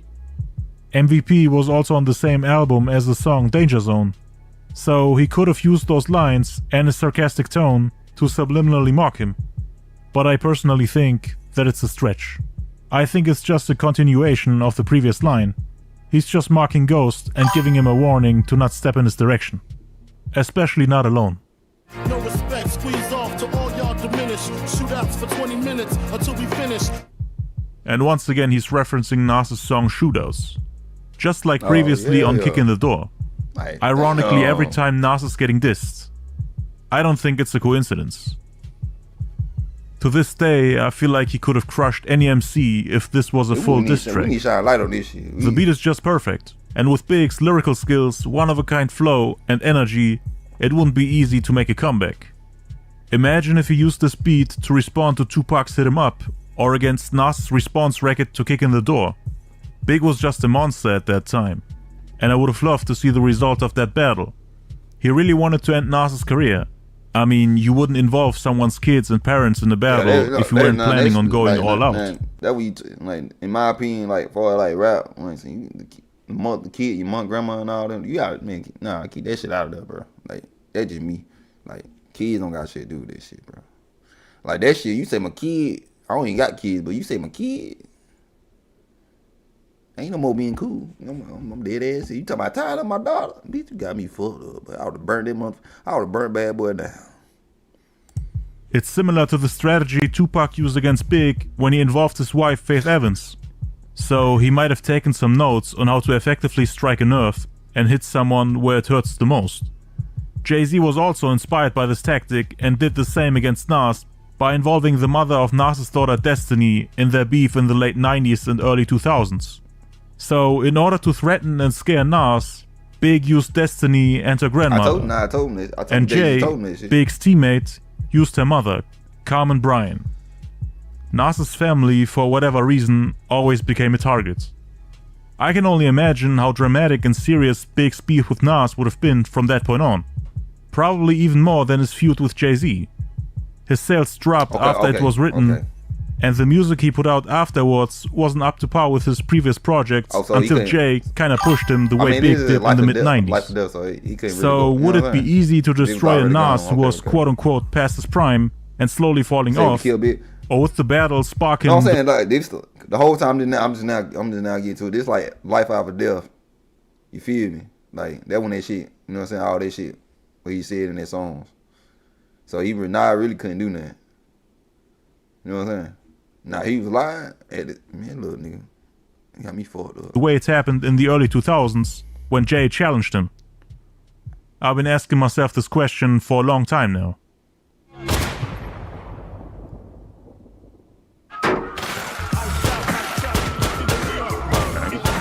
about to get me fucked up. Tupac, you two ain't got nothing to do with it. I was in the house. Actually, I just got off the phone with him. And I was talking to him on the phone, and he was, you know, he just like so happy. He was ecstatic, like, yo, because I was supposed to go out there. Go, yeah, Playboy, you know, like just screaming on the phone, music in the background. You know what I mean? Oh, you missing this? You know, it's just like real happy. And then like I hung up the phone, and the phone rang again, like maybe like a half hour behind that. That shit, I was fucked up. That shit hurt me. Like, I love Pac too, right? But Big shit, it just hit home more for some reason. Like it hit home and shit. A day before Big was shot and murdered in LA, he met Ghost, Rick One, and other members of the Wu-Tang Clan at a bar. I gotta get New York motherfuckers rapping shit. Like, why y'all hate Tupac that damn bad? Like, you know what I'm saying? Nigga, he from New York too. Cause they like y'all didn't even goddamn respect him like as a New York rapper. You feel me? You know, it sound like, you know, he rep the West Side, but it really sound like y'all, after that Jimi Hendrix shit, y'all like all New York people. They must have been all scared of Jimi Hendrix. I heard he was a bad man. This shit still don't make no sense to me, like, bro. Big was there with a friend. Ghost saw him and wanted to clear the air. They shook hands and made peace. Like, before they did what they did to him, me and Ray and Cap was up in the club. I think it was the Key Club or something like that, remember? Capadonna? Yeah, and we fucked around. I said shook his Biggie hand, met him and all that shit, because I was like, I was done with all that, with that shit. I gotta go Biggie on that one. So, you know, one time we was in California and best diss we on had an ever. opportunity to catch him at the bar in the Roxy Club on Sunset. And Chad, I do too. Channel P like to subscribe this shit. Go hit my channel out to grow more. You know, he looked back. He was like, "Come on, man, come on." Taking y'all time out. And Big was at the bar having a drink, and he turned around like, oh shit, like y'all nigga, like yo, he's like, we was laughing and everything, and she's like, yo, don't worry about that bullshit, man. Come on, man. I know what it is, man. Come on, man. We New York niggas, man. That night when we met him and shit, like, you know, dapped him up. I came in there, shook his hand, Ray shook his hand, Cap shook his hand, and on my mind. But even before I seen him, I wanted to like talk to him and squash that shit. You know, me and Ghost felt like this was the time to really go approach the homie and just tell him, yo, bro, we love you. That shit ain't about nothing. Anything you need, vice versa, we here for you. We know you here for us. I never got a chance to tell him like, yo, listen, part of self. You know what I mean? I'm out there, you know, whatever. Because at that time, when I did all that shit, yo, I'm 25. It's like, yo, who won it? My thing is like with Jimi Hendrix, he betrayed his if it Get Rich Die Trying, right? So that was Jim. That supposed to be Jimi Hendrix. At the time when I was a kid, I didn't know about no damn Jimi Hendrix. I didn't know who the fuck they was. But now, you know what I'm saying? Got a little knowledge and shit. That had to be Jimi Hendrix. I heard him and 50 were beefing. Kept it real, yo, man. I just want to say sorry. I gotta do a stream on that. Like, yo, I love this nigga. versus Jimi Hendrix. He won us. And right now, if I had the chance, I'll be like, yo, Big, yo, listen, bro. I'm sorry, B. Pardon me. Like, you know what I mean? Like, I ain't mean that shit like that or whatever. But whatever I was thinking at 25, it was street shit. It is what it is, man. Competition at its finest. And let it go. And that was it. And I wound up, I hear that they murdered him probably like the next day. Oh, you said Jimi Hendrix. But anyway, rest in peace to B.I.G. One of the illest, man. One of the illest. Raekwon later revealed that they could have worked on a collaboration album. Ghost at least wanted to do a song together. I wanted to get ahead and just make peace. Like, yo, come on, yo, you know what, yo, let's get in the booth. Let's go do something. They loved his music, and Big was also a fan of the Wu-Tang Clan. That's why you had Method Man as the only feature on the Ready to Die album, RZA producing for him on Life After Death, and Capadonna appearing in studio sessions. Big and Raekwon only saw each other 3 or 4 times. I mean, we've been on planes together, and you know, at that time it was like, you know, damn, like nothing being said. Ghost later on said that after Big passed, he had no more inspiration. He's not inspired by today's music anymore. People like Nas and Big were inspiring and kinda pushing him to improve his pen game in order to out-rap them and have the illest lyrics. He hasn't felt the same way about any of today's rappers. Ray even said that he always looked up to Big, and that only Big, Nas and the Wu-Tang Clan were holding down New York at that time. Nas and his group dropped the Firm album in '97, the same year Big was going at him on Life After Death and No Way Out. So it's supposed to be he didn't respond and had to let it go, cause Nas didn't want to disrespect the dead, just like with Pac shortly after he passed. Cause Nas also got dissed on the posthumous album The Don Killuminati, so he never got the chance to respond to any of that. They both had their little beef going on in '96. Hold on now. Tupac already told when they squashed this shit. Tupac already told he was gonna get dissed on this shit. He still could have responded though. You know what I'm saying? But y'all know what I'm talking about. I did a whole breakdown for that specifically, which you should definitely check out. The question is, of course, how it would impact Nas's career if those two were still alive. How would he have handled the beef with Big while working on the Firm album? Would AZ, Comega, Foxy Brown and Nature become part of the feud, or would he have postponed the group album to drop another solo record? I mean, he also could have just responded with a diss single on the side, but I don't know how it would compete with all the disses on Life After Death. One song versus a whole diss album that went diamond. I think he would have to do more than that. it would be bad for business to beef with one of the biggest rappers ever and to not release a solo project for that long amount of time, because he didn't drop another album until 1999, 3 years after it was written. Really? It wouldn't be a good look for the quote-unquote rightful king of New York to get dissed and to not respond for that long amount of time, or to not come back with another strong album. Big not fully responding to Pac while he was alive made people think that he was scared of him. So something similar could have happened to Nas. I personally think that Nas's discography would be completely different if those two were still alive. Ain't gonna lie. But enough with the fanfiction. The way we been looking at this shit, I think Nas was scared of Biggie though. You know what I'm saying? I think Nas was scared of Biggie, bro. I don't think he can go toe to toe with Biggie though. I don't know. And the what if scenarios, let's get back to the real timeline. The year is 1999, and Nas is planning to make a comeback with his I Am the Autobiography double album. Now, the reason why he wanted to put out a double album was Nas once again trying to compete with Big and Pac. There was something like a beef triangle between those three. At this point in time, both Big and Pac had record-breaking double albums that are ranked among the best rap projects in history. Those being the now diamond albums All Eyes on Me and Life After Death. And Nas wanted to do the same, as someone who had beefed and competed with both of them after telling them on the message that he's the one and only king of hip-hop. Even the Wu-Tang Clan had a multi-platinum double album called Wu-Tang Forever in 1997. Nas was lagging behind. All the big names from that era reached legendary status and had the first classic double albums in rap history. And even the newcomers were surpassing him in terms of record sales. I gotta do DMX, man. I want DMX, so 2 bad. multi-platinum albums in just 1 year.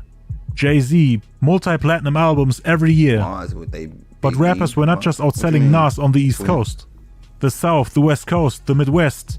Rappers were going multi-platinum and dropping double albums everywhere in the US. Now, let me say this. Nas and Eminem. For all y'all listen to Eminem, because I still don't know too much about Eminem. I know he likes his like classic hits, but I don't know too much like Eminem. Nas and Eminem head to head. Who will win it? Who will win it? You said Big. Yeah. So the pressure was on Nas to prove that he's not getting left behind, what you mean, like, far and as, that he like, New still York? could drop game-changing albums. But he failed to do so after most of the original sessions of the upcoming double album got bootlegged. It was one of the first projects ever to get leaked on the internet. Some of the leaked songs were released on the Lost Tapes album in the year 2002. Others are still unreleased to this day. He had a long list of tracks ready to be released, but he scrapped the whole plan to drop a double album and ended up releasing 2 single albums that year, I Am and Nostradamus. And the reason why he did that is because of the newcomer DMX, who just like Pac, managed to drop 2 multi-platinum albums in the same year. Pac did it in 1996 with All Eyes on Me and the Don Illuminati 7-Day Theory. Okay, DMX did the same in 1998 with It's Dark and Hell Is Hot and Flesh of My Flesh, Blood of My Blood. Only the best in the game could manage to drop classic double albums or 2 classic single albums in the same year. Damn. Some people saw DMX as the next Tupac, and he was starting to outsell everybody. So Nas, who still wanted that #1 spot for himself, wanted to prove the world that he could do the same. 2 multi-platinum albums in just 1 year, just like Pac and DMX. But many fans have complained about Nas's lack of passion, especially on his 4th album, Nostradamus. There were lots of filler songs, and it seemed like his best days were behind him in terms of quality and lyricism. To this day, Nostradamus is one of Nas's weakest projects. And it might have been even worse if Big and Pac were still alive, and if Nas had rushed to drop a double album following the release of All Eyes on Me and Life After Death. That would have been horrible for Nas if the beef was still going on. Jay-Z even mocked him for his quote-unquote garbage albums 2 years later on his legendary diss track The Takeover. Yeah. Get your ass out here. We don't listen to your ass, Jay-Z. His rivalry with Biggie transformed into a long feud with Jay-Z for the King of New York title. I did 2 videos on this, which you should definitely check out. Yeah. A full beef analysis and a breakdown of Nas's original Ether verses. What's a good? But anyway, back to the I Am album. Nas more or less made peace with Puffy after Big dissed him on the No Way Out album. They did a song together called Put Me On Game, y'all. Oh, I remember this song. At that point in time, Nas was slowly losing his passion for rap according to many critics and Nas himself. You say commercial? Big was his competition. He inspired him to go all out to find out who's the better MC. He did an entire song for that called We Will Survive, which is a tribute song for Pac and Big. It used to be fun, making records to see. He say y'all tripping, bro. Bro said y'all tripping, bro. He said y'all tripping, bro. Okay, we got Nas. Okay, M. Different route. Too fast for the Nas. I know he rap fast. I had to slow that motherfucker down a little bit. Twin. Yeah, now I got my damn head here. I know. I forgot what last song I listened to about him now. That shit had my damn head. I had to slow that motherfucker. Put it in slow motion. Not always slow, but slow motion. I said, this nigga rapping too damn fast. But now competition is none. Now that you're going. You said Jay-Z. Nas was very humble and respectful on the song. He always paid homage to Big after he passed. Same goes for Ray and Ghost. You can see that there was a lot of respect involved, even though the beef got dirty at one point. They all admitted that nobody ever inspired them on a competitive level like Big did. All three complained about how soft hip-hop has become, and that nobody could ever compete with them the way Biggie did. You can't kill nothing that's ready to die. You was like I feel the same way. Jay-Z do nothing, but he bite too much. Bro. They even appeared on numerous remixes where they reused old verses from Big. Method Man, for example, appeared on the Born Again album in 1999 on the song Rap Phenomenon. And Nas had a verse on I Really Want to Show You on the same album. So he had 3 albums?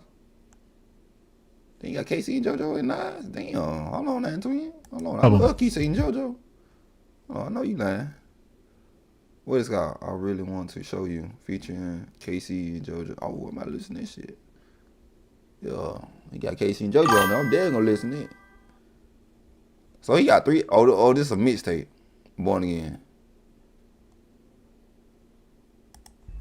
In 2001, Nas continued to pay homage to Pac and Big on his album Stillmatic. Damn, y'all. He has a song called Ether, in which he calls Big, Pac, and himself the greatest rappers of all time. Right now. Who's the best? Pac, Nas, and Big. Ain't no best. This was a response to Jay-Z saying that he's a superior MC to Pac and Big, and that DMX and Pac are not real lyricists. He felt like they only appealed to street cats. This was allegedly said during a party thrown by Steve Stout around the year 2000. Nas took offense to it and disagreed with him. He said that Tupac is the greatest ever, and that the claims about him not being a lyricist were simply not true. First, Biggie's your man, then you got the nerve to say that you better than Big. In the music video for Got Yourself a Gun, he actually recreated Big's and Pac's final moments and paid his respects to the deceased legends. A year later, in 2002, Jay-Z released a double album called The Blueprint 2, which was a subliminal way for Jay to say that he's up there with Big and Pac, and that he could do what Nas failed to do. Be one of the few artists in hip-hop history to have a multi-platinum double album. Jay initially didn't even want to release double albums. He just did it to make Nas jealous and to show him that he's one step ahead of him, especially in terms of sales. Cause double albums double the sales. The gift and the curse, fuck that shit. Made two, the same year, Nas told a story on Last Real One Alive on the album God's Son, basically summing up everything that led to his beef with Jay, while mentioning his relationship with Biggie. Had much Versace swagger, Big admired the Brooklyn night, it took him in his iceberg the rappers. Nas could finally drop a double album in the year 2004. It was called Street Disciple. These motherfuckers some alcoholics. I ain't gonna lie to him. Hold on. God damn. All these damn. Y'all nigga drink. God damn. And came out 8 years after All Eyes on Me. But it only went platinum though. Nas's album sales were dropping at this point. So he technically failed to drop an album on the level of Life After Death and All Eyes on Me, which are both diamond and far superior in terms of quality. Same goes for Jay-Z's Blueprint 2, wasn't really that great of an album either. But it must have hurt Nas's soul that he couldn't drop it earlier, at least before Jay-Z dropped his. He had surpassed Nas commercially and status-wise. The Gift and the Curse was basically Jay laughing at his face. And Nas releasing a double album right after that is proof that it struck a nerve. It was all about egos. Jay and Nas didn't even care about dropping double albums after that. They just wanted to follow Big and Pac's footsteps, as they had taken over the game with their releases. In 2005, another posthumous Big album was released called The Duets, The Final Chapters. Nas appeared on the song Living in Pain, and the year... Oh, they got a feature song? Hold on, that's what we ain't gonna worry about. I just ain't that now, twin. Hold on. The Final Chapters. They got a Nas song appeared on. Okay, this supposed to be Biggie. Okay, Living in Pain, featuring Tupac, Mary J. Blige, and hold on. Hell no, you think? I'm about to let that bitch up right now. Hold on, twin. I ain't know he dropped it, so he dropped one. What he said, 2005? Dang, what's the name of this shit? Living in Pain. Oh, I found it too. Oh shit, I'm about to play it. Oh yeah, I got this shit off stream. It's on Apple Music, y'all. A Biggie and Tupac song with Mary J. Blige, and it got Nas on that motherfucker. It's called what's it called? Living in Pain. That's the only feature. I'm gonna listen to that shit. I'm gonna let y'all know. I'm gonna do it short and let y'all know. Then you got Bone Thugs and Harmony in here. Damn. Oh, you got Lil Wayne. Juice and Son. Oh, The song Living in Pain, and a year later, in 2006, Puffy produced 2 songs for Ghostface Killer's album Fish Scale. It contains a bonus track called 3 Bricks, which features Biggie and Raekwon. Puffy reused verses from the Life After Death album to make it official that the beef is squashed, and that the world could have expected more music with the 3 of them together if Big was still here. He just showed brothers that your dreams can come true. You know what I mean? He was a definitely I thought he ill was artist. And he inspired us as being the 90s generation of artists that came out. And I just came to represent for him and show love. On March 9th, 2011, Raekwon performed on stage at the Notorious B.I.G. tribute in New York, and Nas continued to show love to Big on multiple albums. Maserati pumping Biggie, the great legend, blasting him after the actors who played Faith Evans. The matinee watcher, the good weather on the Saturday afternoon shopper, good gift copper, still miss Big Papa. Shoulda did that remix verse on Gimme the Loot for Biggie. Me, Jay, and Frank White is like Cole, Drizzy, and Kenny. He's greatly missed, you know, to this day. He's one of the greatest ever, who ever touched the mic, ever, you know, period. W information. Definitely information. W. Damn, I see my shit right there. Appreciate y'all got me up there with got me in the mix of Tupac, Biggie, and all them motherfuckers. I appreciate y'all. We'll do one more. I wanna do an interview like low key though.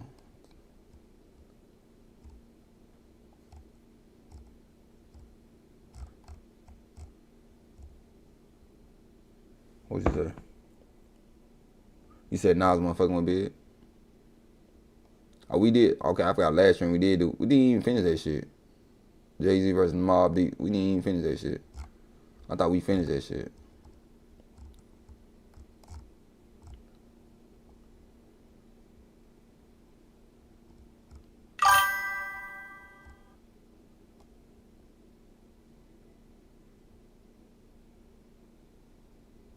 Keefy D. Oh no, that's the. Oh, so this the interview he got charged with. Okay, I did the wrong one.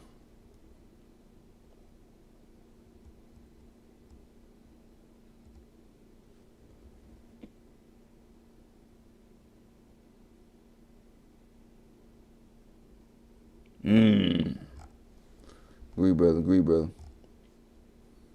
So this gave me new respect for Big, far as MC wise. Like he was killing the motherfuckers in New York. Ain't gonna lie. That nigga Nashville and wordplay, ain't gonna care. I wanna do a stream like I wanna do another Snoop Dogg versus Tupac, cause I think Snoop Dogg was a fucking hater, low key, bro.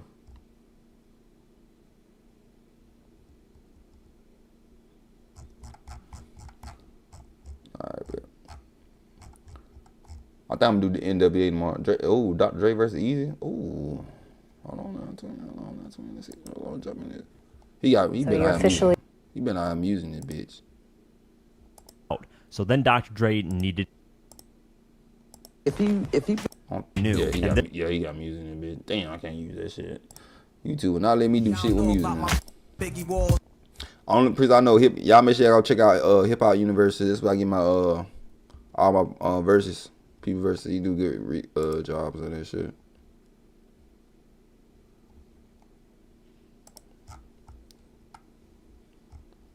That's where I get all my shit up. Hit 'em up, ugly. They got all the old school folk. You know what I'm saying? Ooh, Kendrick versus. Ooh, damn, we gotta do that. Kendrick. I ain't up there yet. I'm trying to do all the 90s first. Then go, you know what I'm saying? Do all the 80s. Then we gonna go to 2000s. I don't want to do that shit. Yeah. Chat, I appreciate y'all rocking with me tonight, though. I appreciate this shit. You know what I'm saying? If you ain't subscribed to the channel, subscribe to the channel, because tomorrow I'm doing 12-hour stream. We're going to do a 12-hour stream, and we're really going to get in some shit, bro. I got a special surprise for y'all, man, tomorrow. I'm going to do it 1 p.m., 1 p.m. Eastern. I'm going to start my stream 1 p.m. We're going to do a 12-hour stream. We're just going to be talking shit. We're going to get more on the KPD. We're going to get more on that shit. All net bone, all that shit. We're going to get all the interviews done tomorrow. We're going through it. So if y'all got time tomorrow, please come rock with me. Give me that good knowledge y'all been giving me.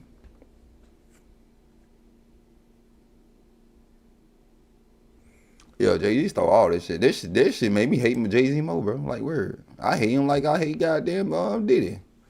At that point. That nigga was stealing like a motherfucker. But make sure y'all come at 1 p.m. tomorrow, man. I'm doing a long stream. We're doing KPD part 3. I'm about to do the interview, how he got convicted. We're going to do all net bone them interviews and everything. We're going to do all this shit tomorrow, man. I'll make a post tomorrow for y'all.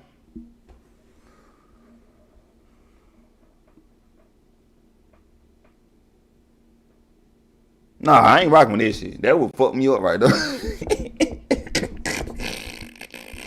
Y'all me do net bone? Y'all want to start out check? Y'all want to start out tomorrow net bone? I don't know who Netbone is though, but I might start off with Netbone first. Then he talking about kidnapping them kids and shit. You know, I was like, what the fuck? I'm like, hold on. Then he talking about the son of Satan. He fucked me up with that shit. I ain't gonna forget that shit. Like, damn, you fucked me up with that shit, twin. That nigga said the son, what? Christian over this motherfucker, twin. Hold on, chill out. Who both named Sean?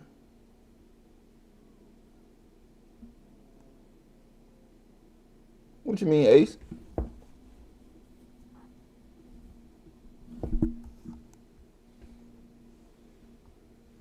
Shout out y'all, but we had 13,000 people coming in the chat, bro. I appreciate y'all, bro.